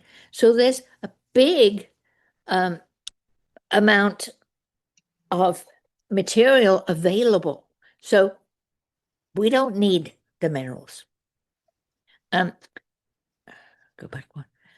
Originally, this is a popular area. Apparently and this is Hawaiian Islands right here. Apparently they've chosen the American Samoa, which is down here somewhere. So they already came out with a proposal, and the French already objected because they have a sanctuary close by. This beautiful detailed graphic came from Julie Packard at the Monterey Aquarium. One of my friends complained that you couldn't see all this writing, so I've changed it a little bit so that you can see some of this, but I'm not going to go into this in detail. The point is, the entire water column gets messed up. That affects all kinds of creatures in ways that we can't even predict. and it's not good. Recently, another horror was the plan to frack 16 old wells from the 45-year-old offshore platform Gilda off Ventura. And again, a huge opposition was organized. This was on the Coastal Commission agenda for August 13th. Meanwhile, Trump decided to somehow deauthorize the California Coastal Commission by having a review by NOAA. It was not due, and there was nothing. This was just to be nasty. So we organized lots of letters to NOAA to support CCC, to say we need it, and threatening it is undemocratic and unacceptable. So this was part of the August 13th rally against the Gilda fracking. We had 30 speakers, all against, except one company representative. The CCC Commission unanimously voted no. That was a real victory. Now, what's been happening locally, the Santa Cruz County updated the local ordinance against onshore facilities supporting oil drilling and deep sea mining.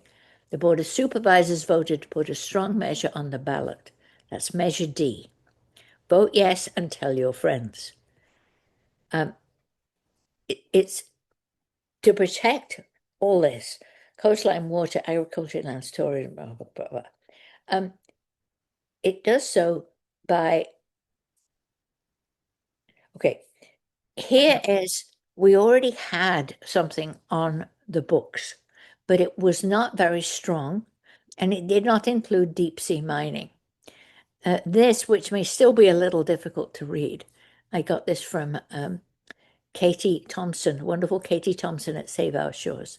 Maybe if you have a link to this, it's too hard to read, but if you have a link to it, maybe you could put that in the chat later. Yes, I will work on that. Thank you. I just got it at 4:00, but I can put it on my website. So, Yeah. This explains why we need an upgrade to when we already had something along the same lines. So, please vote yes on Measure D and tell your friends. It's our Thank code. you. Going to protect it. Yeah. Thank you, Pauline. Good presentation on how to strengthen that blue wall against Trump's attacks on California and the environment. Thank you, Would Pauline. Justin like to say something? Oh, Justin, if you're still here. Yeah, I'm still here. If I have a quick minute, yeah, this is really critical in terms of what the Trump administration is doing. The Virginia coast has been opened up, and they're going through kind of the process they would normally go through for the offshore oil, but doing it for offshore mineral resources. They've done it for Alaska, and fortunately, no one was interested in exploring deep sea nodules and mining in Alaska. But they're moving forward with American Samoa. They're also moving forward with the Marianas Islands, and just the way that the Trump administration has been attacking the coast of California. There are a number of sites that could be of interest to these groups. And what we're trying to do is get in front of the administration, because if the sales go through and, they start moving forward with, finalizing leases or what have you, we don't want to be on the back end trying to fight it, from behind. We want to get in front of it. And I think that it's really critical, similar to what has happened with the Blue Wall, that before there are even considerations for leasing platforms or whatever, that we are getting in front of the problem and not trying to play catch up. And that's what this is about. Great. Thank you so much. So I think, not seeing anything, I think we will move on. Thank you very much, Justin and Pauline. So we are now at the point in the program where we're opening up for discussion on the candidates who appeared earlier, starting with Amy Chen Mills of the city of Santa Cruz, and then moving on to Pajaro Valley and then Cabrillo Trustees. One person I wanted to invite to speak on about Amy Chen Mills is Rick Longinati. He'd asked me ahead of time to be able to speak. Oh, thanks, Jeffrey. Yeah. Well, maybe I want to say some things that about Amy's opponent that she may feel less inclined to say. Um, there were some things that Ryan Coonerty did when he was on the city council in Santa Cruz that I was personally very closely acquainted with. One of the things was I was a student to be I was a intern to become a marriage and family therapist in the 2000s, and I was had an internship at the county jail. And one of the clients there in the drug and alcohol program that I was working with was a young man who had a wife and child, and he was going to be deported to Mexico on a drug charge that he was serving time for. And that was not unusual at the time because low-level offenders could be deported if they didn't have papers. This is a guy who hadn't been to Mexico since, or he hadn't lived in Mexico since he was like 2 years old. It was going to separate him from his family, and with no assurance that he would get back. So in around let's see, 2011, Tony Madrigal was a city council member who came. His parents were farm workers. He worked alongside them in the fields in the Central Valley. He sponsored a resolution for the city council to weigh in on state legislation that would allow counties to opt out of collaborating with ICE. And he got 2 votes for that resolution. That was Don Lane and Catherine Byers, and Ryan voted against that. And Tony's resolution, I'll just read a little snippet from him. He says, without any decision or intention to do so by local law enforcement or elected leaders, the Secure Communities Program, that was the ICE deportation program, has made the city police force into a part of a new immigration enforcement dragnet with no or limited due process protection. Unfortunately, this issue has come back before us, even though California eventually did pass that legislation and the county did opt out of deporting low-level drug offenders. But here we are under the Trump administration. So it remains relevant. And what remains relevant for me is like what in your life background or whatever would sensitize you to what immigrants are dealing with. And I'm not trusting that Ryan has had that kind of experience that maybe I had and other people have. Yeah. The other issue that I wanted to speak to was, is that Yeah, okay if I continue? thank you. Could you quick wrap it up pretty quick? Okay. Yeah. It's one other issue, which is Ryan Coonerty was active advocate for University of Santa Cruz, UC Santa Cruz expansion into the forest north of campus. He wanted to extend city water service so that the university could grow. And that issue is very much with us. The university is planning to grow to 28,000 students. They're planning roads and buildings in the north of campus, a road across the Great Meadow, a new entrance road onto Empire Grade. And I'm not trusting that Ryan will negotiate with the university to represent our interests. Thank you, Rick. Appreciate your comments. Sure. Would like to ask if anybody in our audience would have any comments about Amy Chen Mills' race for mayor. And if you do, please raise your hand. Yeah. Just that my sense of the state of politics in the country right now is we need a real change in what we expect politicians to be like. Do we expect them to be very polished and professional looking, or do we expect them to be like your friend that you're used to having a normal conversation with. And I think the latter is really the direction that we have to move. And Amy represents that absolutely perfectly. And that's one of the reasons, not the only reason, but one of the reasons I have endorsed her and supported her campaign. Thank you, Len. Seeing no other hands, I'd like to move on to Pajaro Valley Unified School District Trustees. Yeah, hi everybody. My name is Gabriel Medina. I am currently a board member for Area 3, which is Pajaro, Las Lomas, and the Elkhorn area.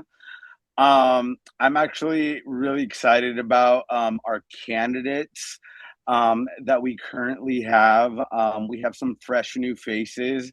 And let's see, when it comes to Area 1, which I believe was Andrew and Meilin, I think they would both be great for the board, since they both bring a lot of educational experience and knowledge to the area. When it comes to Area 5, I believe that is with Alicia. Alicia is great. I have worked with her before. My only concern with some of her answers, just sounding like a big institutionalist in the sense like, oh, we just need to get along and do these things. But sometimes it requires us to really advocate for our community, and that doesn't always sound nice. So I'll say that.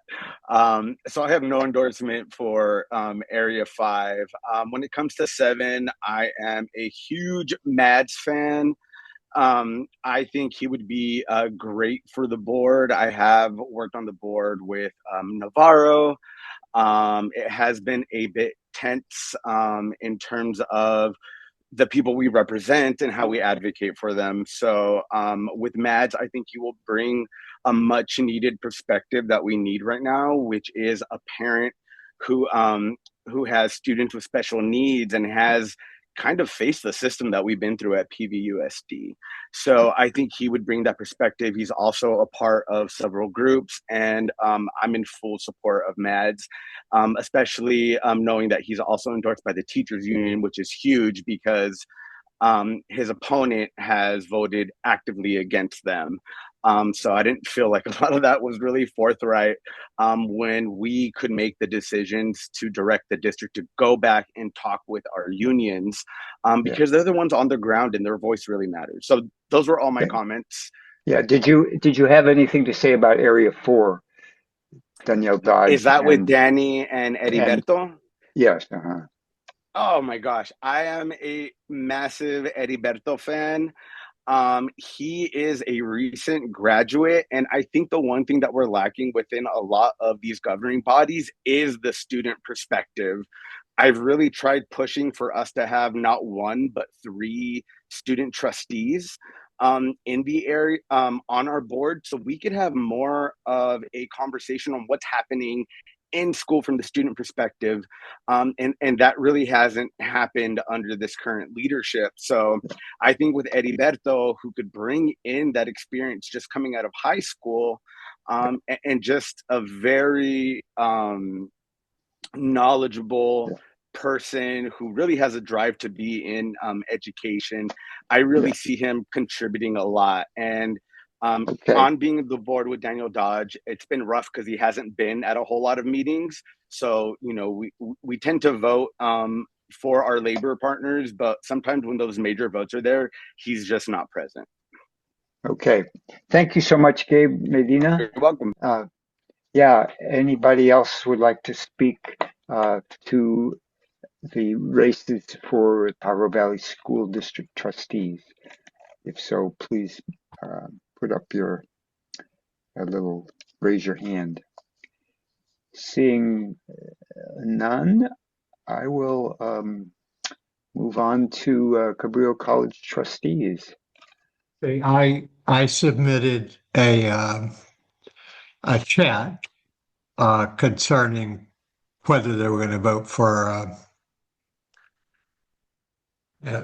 whether they would vote for a name change, and they all ducked the question basically.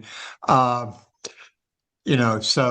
if if someone won't stand up and say, yes, I want the name changed. No, I don't want the name changed.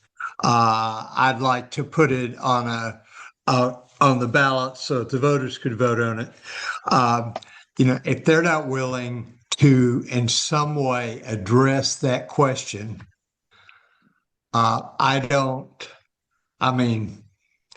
you can't trust anything that they say. Okay. All right. If they're not willing to answer that question, how confident are you that they're going to do what they say they'll do? And therefore, I recommend that we don't endorse anybody in that race. Okay. Thank you, Jan, for your comment. Anybody else to speak on the Cabrillo College Trustees issue? I don't see any. I don't see any more comments.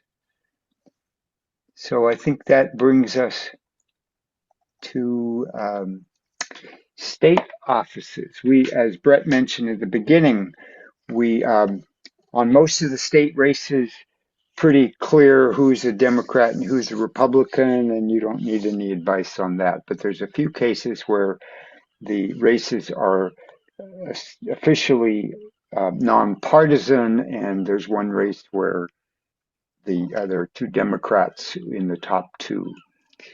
One of them is insurance commissioner.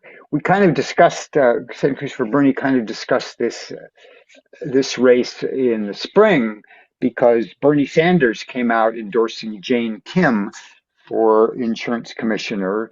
And we know Jane Kim because she was very progressive supervisor in San Francisco. And then later she was Bernie's campaign manager for one of his primary campaigns.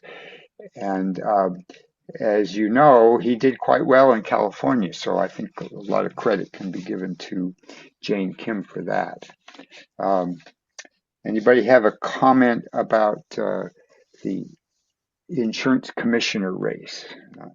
I'll just say I believe we already endorsed Jane Kim, and I saw her when she was in Santa Cruz, and I was very impressed.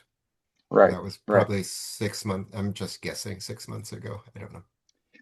Right. This is a quirk of our Santa Cruz for Bernie process.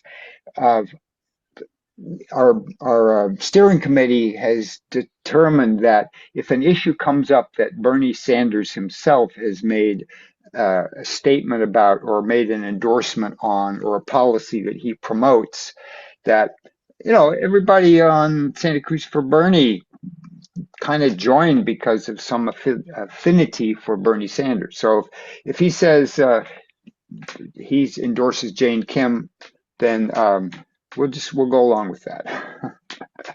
But it's on the ballot tonight just to see if you want to confirm our past decision. Okay. Superintendent of Public of Education. It's interesting with this office that I think the legislature has really changed the role for the superintendent of public education, who has a whole lot less power than they used to. So Richard Barrera has some pretty significant endorsements from the California Federation of Labor, and he's running against anti-transgender and so-called family values platform member. And I'm sorry I didn't write down that person's name. If anybody can fill in that detail. Oh, it's on the ballot, so you'll see it on the ballot. Anybody have a comment about Superintendent of Public Education? Seeing none, moving on to the State Board of Equalization. And there are several districts in the state, and we are in, I believe it's District 2, and our leadership team, which put together the the forum here, our research recommends Sally Lieber.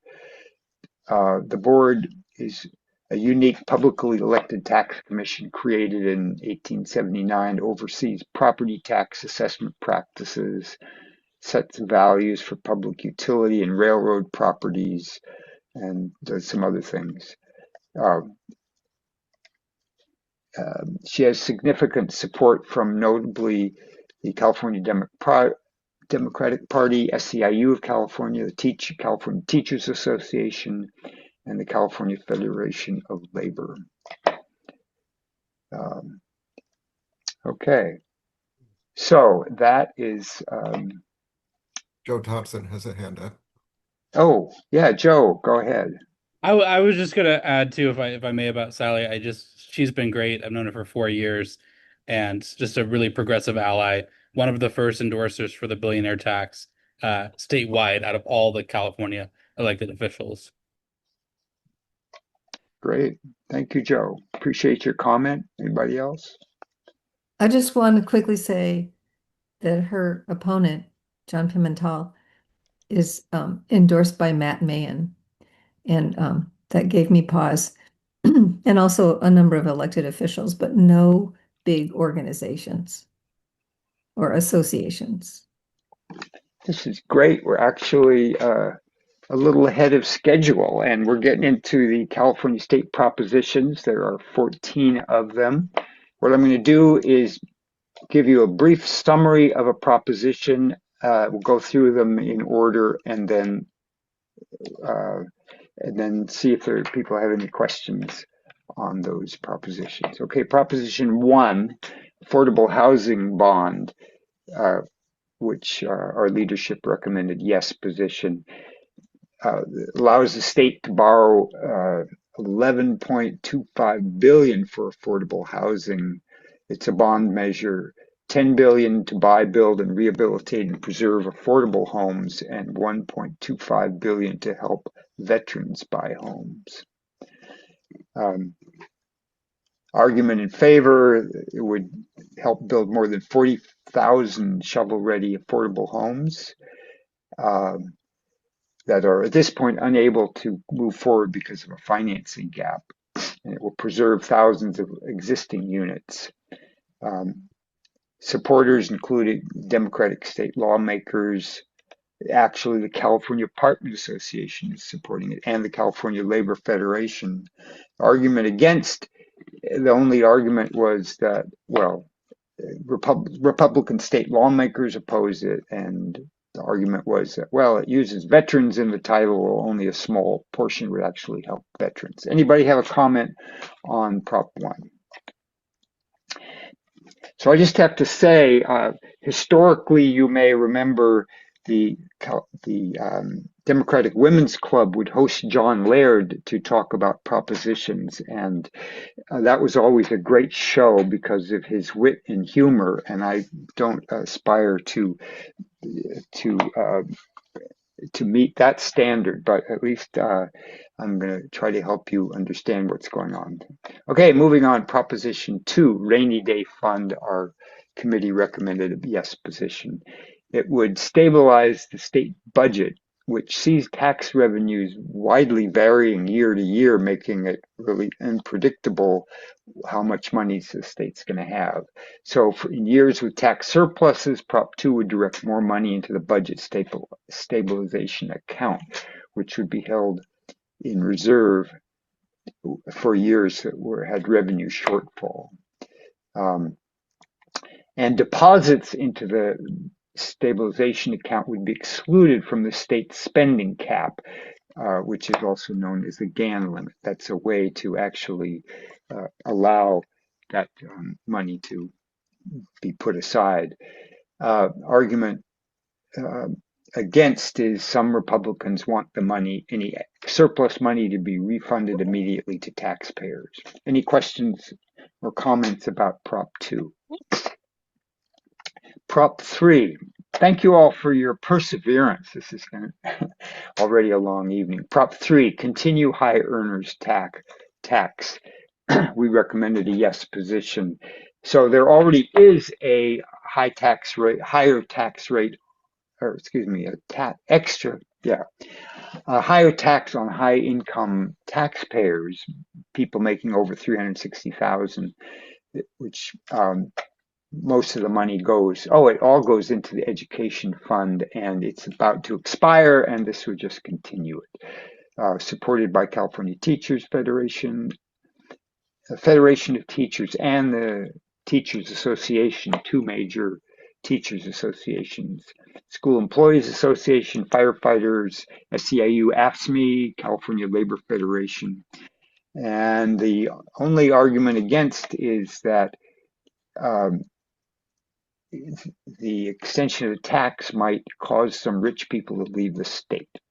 Any comments on Prop 3? Prop 4, public campaign financing.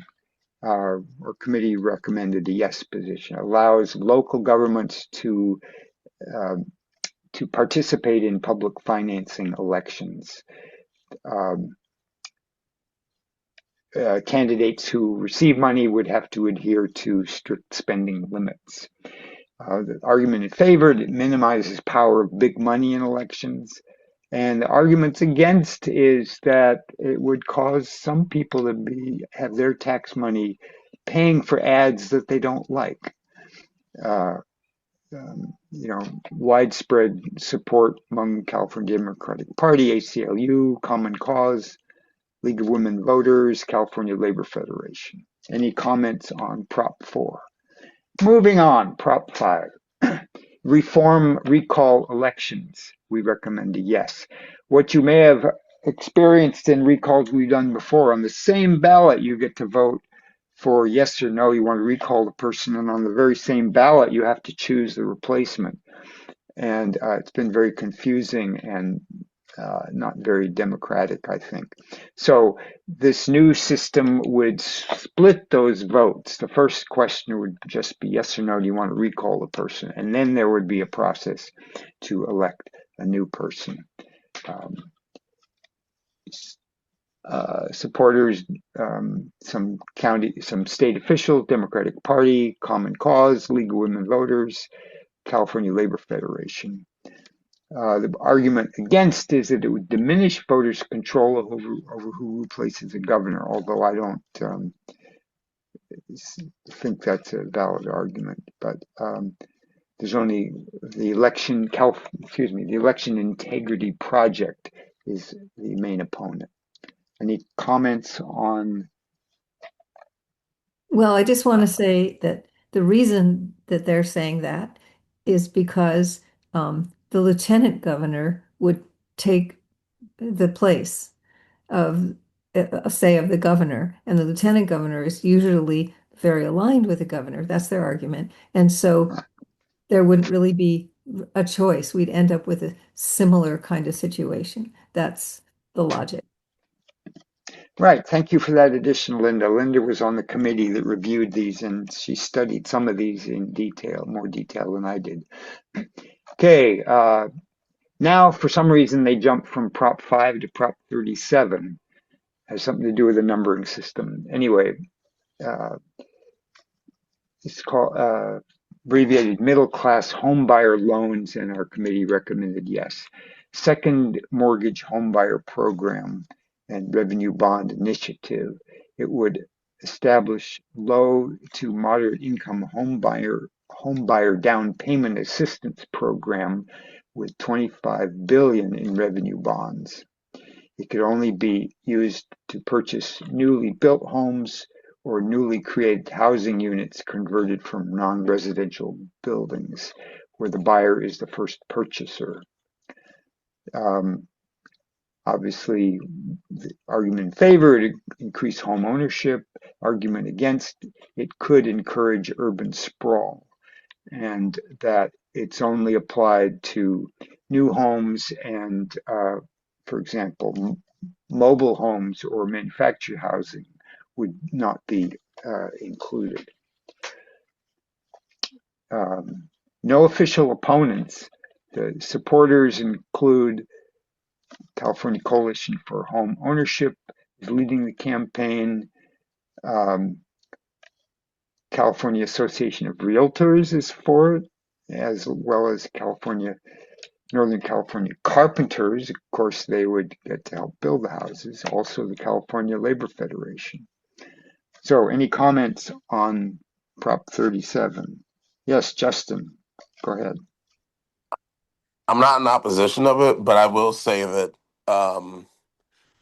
as someone who is trying to purchase a home, I just have some serious concern over the fact that I think that with all the current housing laws, this is really going to push towards, you know, demolishing existing single family homes and could, you know, lead to, when they say for purchase, that means like could mean just demolishing neighborhoods and building up a bunch of condos, which are still not as affordable and accessible. But at this point in time, I feel like my generation, the generation behind me, it's extremely difficult to afford to purchase homes, and so anything at this point can help. But I just have some concerns over the fact that it could have some unintended consequences, especially when the realtors are behind it.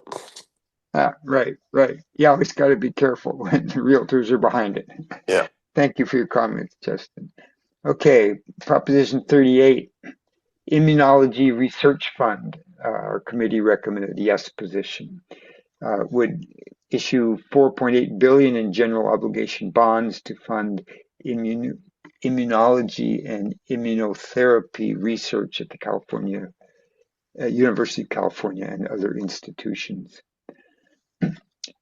The Yes on 38 campaign says California has the opportunity to accelerate life-saving medical breakthroughs. Immunotherapies work differently than traditional treatments. Instead of attacking cells directly, they empower the body's own immune system to recognize and stop diseases. Today, these therapies are already treating certain cancers and chronic conditions. Supporters include the California Democratic Party, California Black Health Network, Alzheimer's Association, the Blood Cancer United.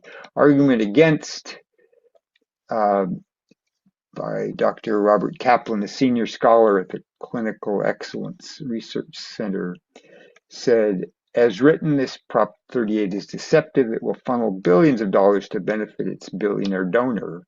Voters should reject a measure that channels half of the state funds to one institution based on arbitrary criteria. So, and there's, besides this one guy, there's no organized opposition to Prop 38. So, any comments on Prop 38? Seeing none, I'll move on to Prop 39. Add voter registration requirements. Our committee recommended a no position. This is Trump's SAVE Act for California. Maybe not quite as extreme. It's based on the argument that there's tremendous voter fraud and we need to restrict who votes. We need to be more careful about who votes. There's in all these years of calling about voter fraud, nobody's ever shown more than a very minuscule amount of voter fraud. This bill would require Californians to show voter ID and before they can vote. And also, if to get an absentee ballot, you would have to supply the last 4 digits of your Social Security card. So opposed are Democratic Party of California, California Nurses Association, California School Employees Association, California Teachers Association, SEIU, ACLU of Northern California and Southern California, Asian Law Caucus, California Common Cause, Courage California, Disability Rights California, Equity California, League of Women Voters, Planned Parenthood, and California Labor Federation. So a lot opposing it. Any comments on Prop 39? Moving on to Prop 40. Bernie endorsed billionaire tax. We recommended yes position. One-time wealth tax for state-funded healthcare, education, and food assistance program initiatives. Would levy a one-time 5% tax on the accumulated wealth of taxpayers and trusts with covered assets valued over $1 billion to fund state health programs 90% and food assistance programs and public education 10%. So Congress created a $100 billion crisis for California through H.R. 1. So to help out the billionaires, they could spread it over 5 years, but it would only be one time. And I guess the one time is because we're crossing our fingers that maybe there'll be a change in Congress. Healthcare workers are leading the campaign to prevent California hospitals and emergency rooms from closing. Some of this is targeted at the same shortfall that local measure E would be targeted at. But as Monica said, measure E would not completely fill the gap. The California School Board Association is opposing it because it's not exempting this income from Proposition 98 mandatory school funding requirements. So it would set a precedent that would put school funding in jeopardy. The California Teachers Association opposes it because they would rather see ongoing wealth taxes rather than one time to assure sustained school funding. And Governor Newsom has argued that wealthy residents would leave the state. The supporters include SEIU, United Healthcare Workers, which sponsored it, and besides Bernie Sanders and Ro Khanna, the California Democratic Socialists of America, the Teamsters of California, AFSCME, Unite Here, Local 11, and the California Labor Federation have all endorsed it. Any comments on, Joe, you want to say something about Prop 40? So my day job, I work for SEIU UHW, which is sponsoring this initiative. It's a great way to save our healthcare system. I don't want to go too much into the benefits, but more as a if Santa Cruz for Bernie endorses this, would love to get you connected with the campaign to volunteer. We're expecting it to be one of the closer propositions, and because of how our opposition has acted by putting forward Prop 41 and Prop 42, which if they get more votes than Prop 40, it'll actually negate Prop 40. So that's one of the things too, where it's not only just about getting over 50%, but getting more than Prop 41 and 42. So just wanted to get that extra info. Happy to talk more about the campaign. Thank you, Joe. I think Joe said enough that we need to say about Props 41 and 42. They were put on the ballot by the opponents just to confuse the issue and muddy the waters. And their whole purpose is just to make sure that Prop 41 doesn't become law. So if you're in favor of the wealth tax, no on 41 and 42. Okay. Anybody else? Jan. Yeah, one of the charges that the opponents to the billionaire tax are making is that the billionaire tax would give the state the ability basically to expand it. I don't know if that's really true or not. I mean, that's a big part of their campaign. And then there's also the kind of, side issue of the income tax. When the income tax was first passed, it was only supposed to affect rich people. and only a few thousand people paid the federal income tax. Of course, today everybody pays it, but right. Okay. Jeffrey, yeah, I'm happy to yeah. answer I'd just that. like to know if that charge of the opponent's charge is true, really. Okay. I had not heard that. Anybody, Um, can anybody answer that one? Yeah, I'm happy to speak to it. They often point out this line. Usually they call it page 26, which is a kind of standard piece of the legislation, which gives the legislature the constitutional authority to modify the billionaire tax to make it effective. The opponent will argue that this will allow them to expand it, be a wealth tax on everybody, but that's not true. They can't alter the fundamental concept of the wealth tax, but the legislature could pass a law, for example, to fund audits more or to hire investigators to look at offshore sites, whatever it is. But the legislature cannot expand the tax to anyone who is not a billionaire because it would go against the fundamental precept of the bill. Proposition 43, currently special taxes for a specific purpose require 2/3 vote. Taxes for general government require 50%. Also,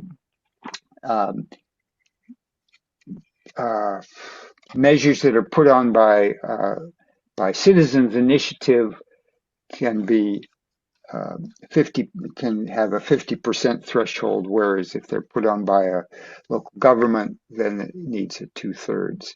So this proposition would make all of these funding um, uh, new tax issues require a 2/3 vote. And particularly in Santa Cruz, how one thing that this would affect if it passes in this round is that when the metro tax gets on the ballot in 28, then it would require 2/3, whereas it being a citizens initiative, at this point, it would be 50%. So the supporters of this are basically the Howard Jarvis Taxpayers Association and Reform California, which both oppose any kind of taxes. And the opponents of this include California Democratic Party and the California Labor Federation. Anybody want to speak on Prop 43? Justin? Yeah, I think to Jeffrey's point, there's often times where we organize to support different kinds of tax initiatives, and we gather signatures to get items put on the ballot, whether it's partial tax, housing bond, what have you. I think one of the biggest things to keep in mind too with this is that it's retroactive. So Oh, I didn't know that. yeah, so it's retroactive. So for example, the recent affordable housing measure A, the pass, that would be eliminated, and any Ooh, other citizens-led tax measure that's been passed. I don't know what the timeline is, but I think Measure G, the sugar sweetened beverage tax, that tax, a number of really important funding mechanisms that we use to fund programs here would be eliminated, and that funding would disappear and potentially would have to retroactively pay it back. So it's really bad, is all I have to say. yeah. Okay. Well, thank you for that insight. Yeah. Okay. Any other comments on Prop 43? Thanks for sticking in there. We only got a couple more. We're getting close to the end. Prop 44, clinic funding. Our committee did not have a recommendation. There's a certain category of health centers which are called federally qualified health centers. And this would be a requirement that these clinics would have to spend 90% of their revenue on direct patient care and services. in providing care to low income and underserved people. Clinics that don't comply would be fined. And the argument in favor, so this is being promoted by the Service Employees International Union, United Healthcare Workers, and Joe may want to speak to this one. Supporters' argument that these clinic CEOs and executives are spending precious healthcare dollars on excessive compensation or other non-patient expenses. And the opponents say that this is just a ploy for the union to get into a better position of organizing the workers at all the clinics. Joe, you want to talk to about this? Yes. So this is the other initiative that we put on the ballot as well. I promise I'm not here on behalf of my work, but it is one of those things where what we see in the healthcare system right now, especially with the federally qualified health centers or FQHCs, is they're spending less than half of every dollar that goes to them. So the state is providing funding, the federal government's providing funding. Our tax dollars are going to these clinics to serve the communities, to serve lower income areas, and half of every dollar potentially is going towards executive compensation, bonuses. One clinic down in Los Angeles spent over $500,000 importing fine art from France. So that's the issue that this initiative is trying to solve. It does that by requiring clinics to spend 90% of their resources going directly towards patient care. Most of the good clinics, there's a few of them that are already well above that 90% threshold. Some of them are spending 97% of every dollar, where some of the bad actors who have kind of caused the situation are spending, 40 cents on the dollar going directly towards patient care when their CEOs are making $2, $3, $4 million per year. So Prop 45, Chamber of Commerce put this on the ballot to bypass CEQA. Our committee recommended no. It's called Changes to Environmental Review Process for Certain Projects Initiative. It amends the California Environmental Quality Act to expedite environmental review of a defined set of, quote, essential projects, including housing, water systems, excluding the Delta conveyance, clean energy and medical facilities, public safety infrastructure, excluding jails and prisons, and broadband education and transportation, excluding high-speed rail. So the argument in favor is that it would modernize California's outdated project approval process by establishing clear timelines, improving accountability, and reducing unnecessary delays to help build essential projects faster and at lower cost for consumers and taxpayers.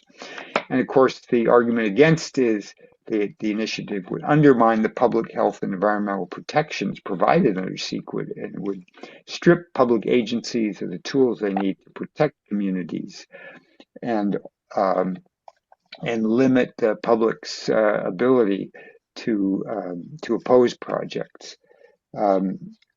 Linda, you're on the line. Would you? Oh, Pauline. Yeah, Pauline, go ahead. And Linda, too, maybe, if you want to speak. Pauline, go ahead. I was on a meeting about this at 4:00. This is really bad. It wouldn't just modify CEQA, it would basically gut it. And we need CEQA.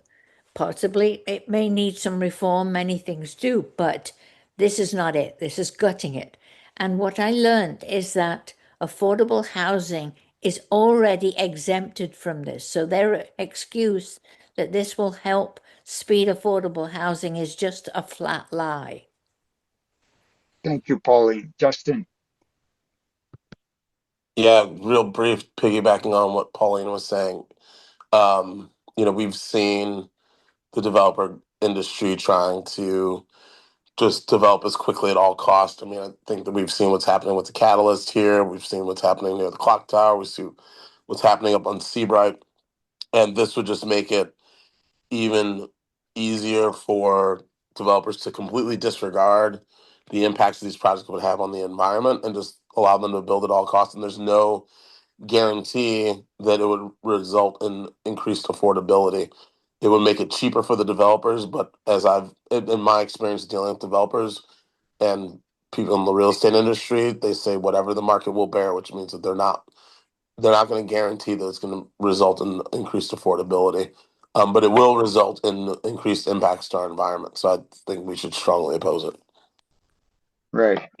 Thank you so much. Thank you so much. So that concludes our discussion of the propositions. Yeah, because I kind of felt like, oh, I'm just here, I'm just observing, but I did have a personal connection with Karen Cogswell, and I was really glad to see her running for the Cabrillo trustee, but she's a great person. I'm going to vote for her on my ballot. All right. So thank you all for your perseverance, as I said before. One of the best hexagrams in the I Ching I like is perseverance furthers. So that's what Santa Cruz for Bernie is all about. We're still here after all these years. So now, I mean, I'm going to stay on for a while, and I'm going to actually leave this Zoom meeting open until what did I say? Until 10 o'clock. I may shut it down, but come back. No, I just leave it open. So you can check back in anytime you want, and people can vote up until 9:30. I'm going to cut off the voting at 9:30. Then I'm going to look at the results and post it back here at 10 o'clock, or maybe sooner if it's right. Yeah. So I have a question for anyone who cares to answer. I know Gabe gave some opinions about the Pajaro Valley School District, but I don't know who Gabe is. And does it, I mean, is he a Santa Cruz for Bernie member or? Gabe Medina is a Santa Cruz for Bernie member. He's also a Green Party member. He won the race to his seat on the Pajaro Valley School Board as a Green Party member a couple of years ago. So I think he's been there 2 years, and his term is not up for 2 more years. Okay, that gives me a little bit more context to put behind his recommendations. Thank you. Right. So he's worked with all the people who are currently incumbents, which of the people who were on the call tonight, let's see, Misty Navarro is on the board, and I guess Danielle Dodge Jr., who I thought was going to come, but he didn't show up. He's currently an incumbent. And as you heard, Gabe did not have such nice things to say about the current board members. Some of them, anyway. Oh, Jan, you got your hand up. Yeah, there was a presentation concerning county sales tax. Yes. Half a cent. Are we endorsing in that? We are voting whether to endorse or not. It's on our ballot, yeah. Whether to have a position. Right. But I mean, we just kind of discussed the state propositions. We didn't discuss. Oh, we did. We did. Oh, we did?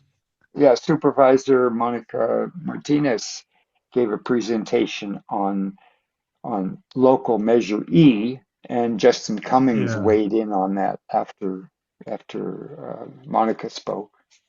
Yeah, I think I put some things in the text. I mean, it's a regressive tax. Right. Everybody recognized that. Pardon?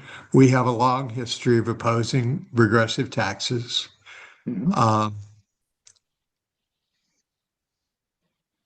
And You know, to me, consumption taxes are really bad because consumption taxes uh, discourage consumption and discourage job creation, um, and also punish people at the lower end of the economic scale.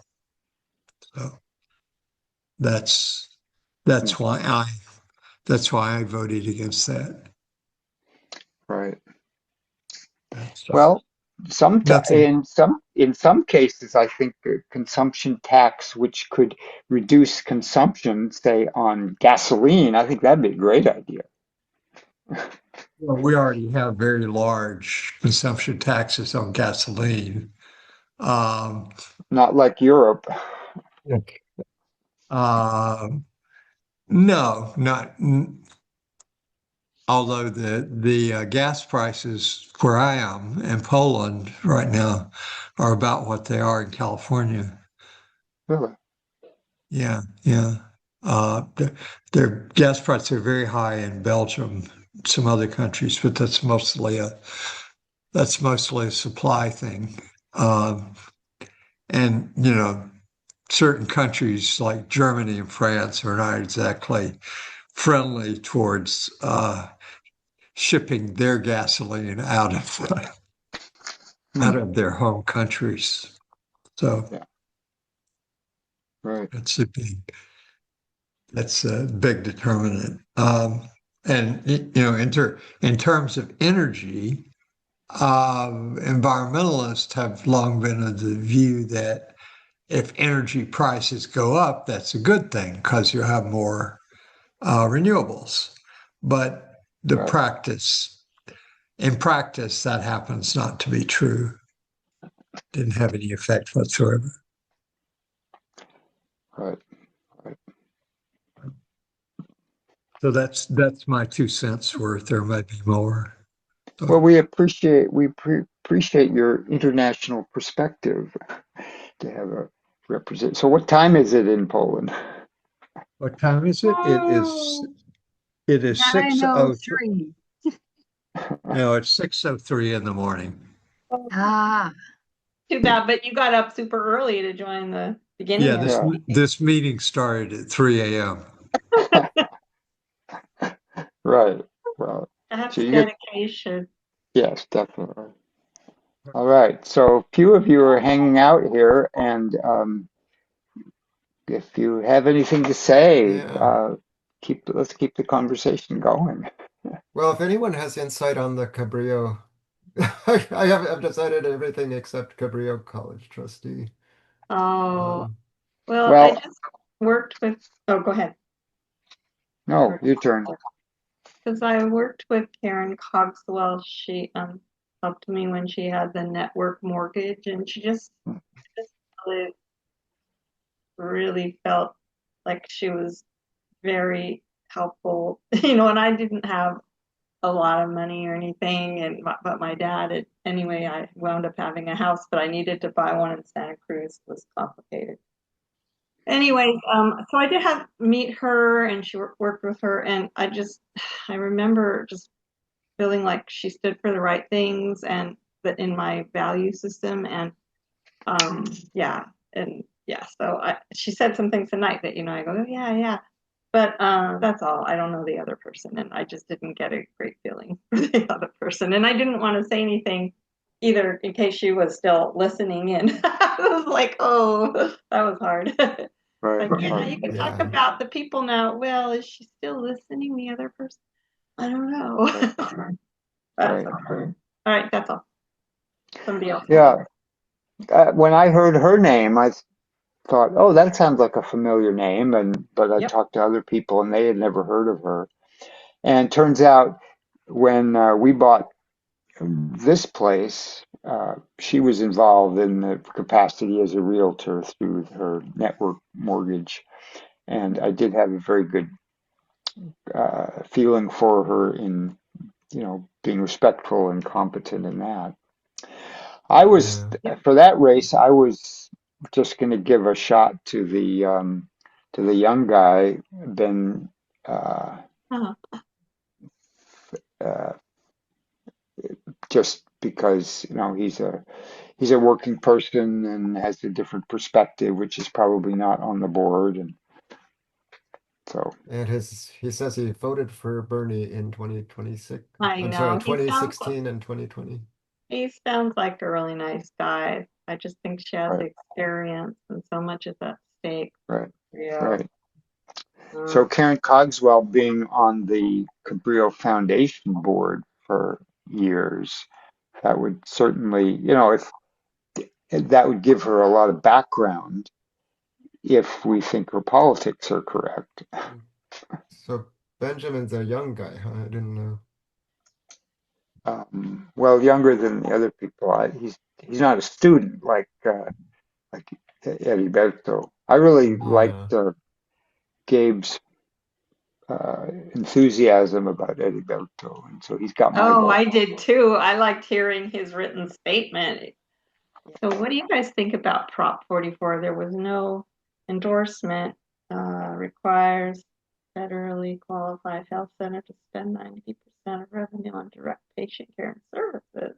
Well, when I heard Joe Thompson talk about it, of course, he's talking from the union Oh, perspective, and the uh-huh, union is the one that put it on the ballot. uh-huh. Um, that union has been quite active in putting things on the ballot. It's a lot Uh-huh. of effort to get all those signatures. Um, I pretty much trust their perspective. It's a good Okay, the union. Service Employees International. Oh, yeah. Okay, thank you. Yeah, I was kind of leaning against it, just because I read an article on Politico that kind of suggested the union was supporting it for the union as opposed to supporting it for the workers. But I think Joe at least swayed me to abstain from this one. So Yeah. that's as opposed to saying no, as opposed to voting no. It could be that something that's good for the unions is also good for the clientele or the patients. Right. That's not always a dichotomy. It's yeah, that's true.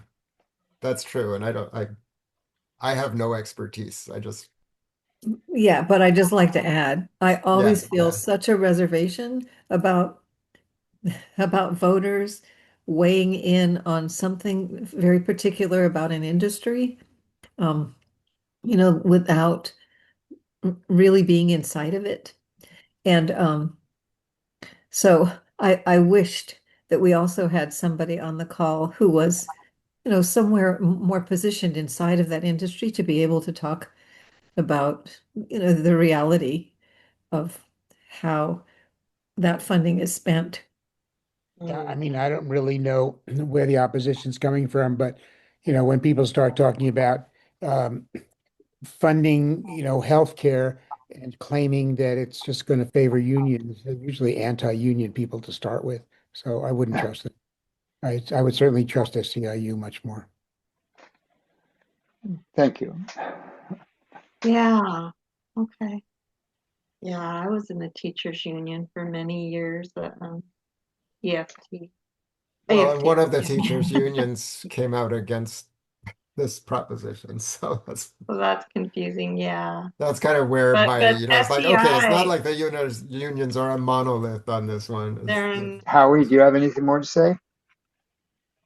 No, I was going to make some comments earlier about the issue of the sales tax because I think we discussed it very well and talked about how little impact 50 cents on $100 purchase versus what the benefits would be to poor people, in terms of getting food stamps and other benefits. So, I didn't challenge that person in Poland because I guess he knows what's going on in Poland, but I think we discussed it, and I think most of the votes are going to be coming in favor of it. I hope so. But otherwise, no, I guess the only thing I want to say is thank you so much. This was very, very informative, and I feel really comfortable with the votes I made today, and those are the votes I'll be carrying forward on election day, or at least when I get my mail-in ballot. So I really Good, appreciate it. Thank you. good. Great. Well, in terms of the sales tax, Yeah, 50 cents on $100. That doesn't sound like much, but then there's 50 cents here and 50 cents there and 25 cents there, and it's now it's like about $1.30 out of every $100. Yeah, but are you really hurting the poorest people who, isn't that the argument, with a regressive tax? You're hurting poor people. But if the poor people need food stamps, I'm sorry, I know they don't call that anymore, but I'm 81 years old. Uh, food stamps and other public benefits, they're going to be getting more than, $5 or $10 in benefits that they really need. Right, right. And the And the food's sales not tax, taxed. Food's not yeah, taxed. But if people are going out and buying clothes up in, they come over the hill and let's go get a Santa Cruz sweatshirt. I mean, that's the kind of stuff that, people can, if they can afford to do that, I go, Yeah, yeah, and let's have the that. Yeah. and the They'll tourists tax. coming to town are going to be Yeah, paying a that's lot a of it big too. part of that. Yeah. I'll just say Anyway, that Jen fairly often has raised points that don't necessarily agree with the rest of Santa Cruz for Bernie. And right. Pauline has a hand up. Go ahead, Pauline. I just want to ask if you can mail back the form we sent. If there was somewhere I've already sent submit, so if there Oh, was you'll get somewhere it to in your click that. email. Oh, when you turned it in, immediately you were sent an email to the address that you registered with that tells you what you voted for and gives you a link to go back and change it. Okay. Yeah, it Because should no, I don't come want to do that. from. I just, when it comes to actually voting on the real ballot, I'll have Oh, forgotten all this. yes, right. Oh, That's a yeah, good so then you idea. have your votes in this email. Oh, oh, I'll put wow. it Yeah, comes from form response receipts, no reply at google.com. Yeah, and you can forward it to your friends. I mean, if right. people on this call are probably politically active, and so Yeah, they're going to probably ask you for your opinions, and this is an easy way yeah, to give it to right. I think Brett and Howie and I must get the award for tenacity. I think Jeffrey gets it.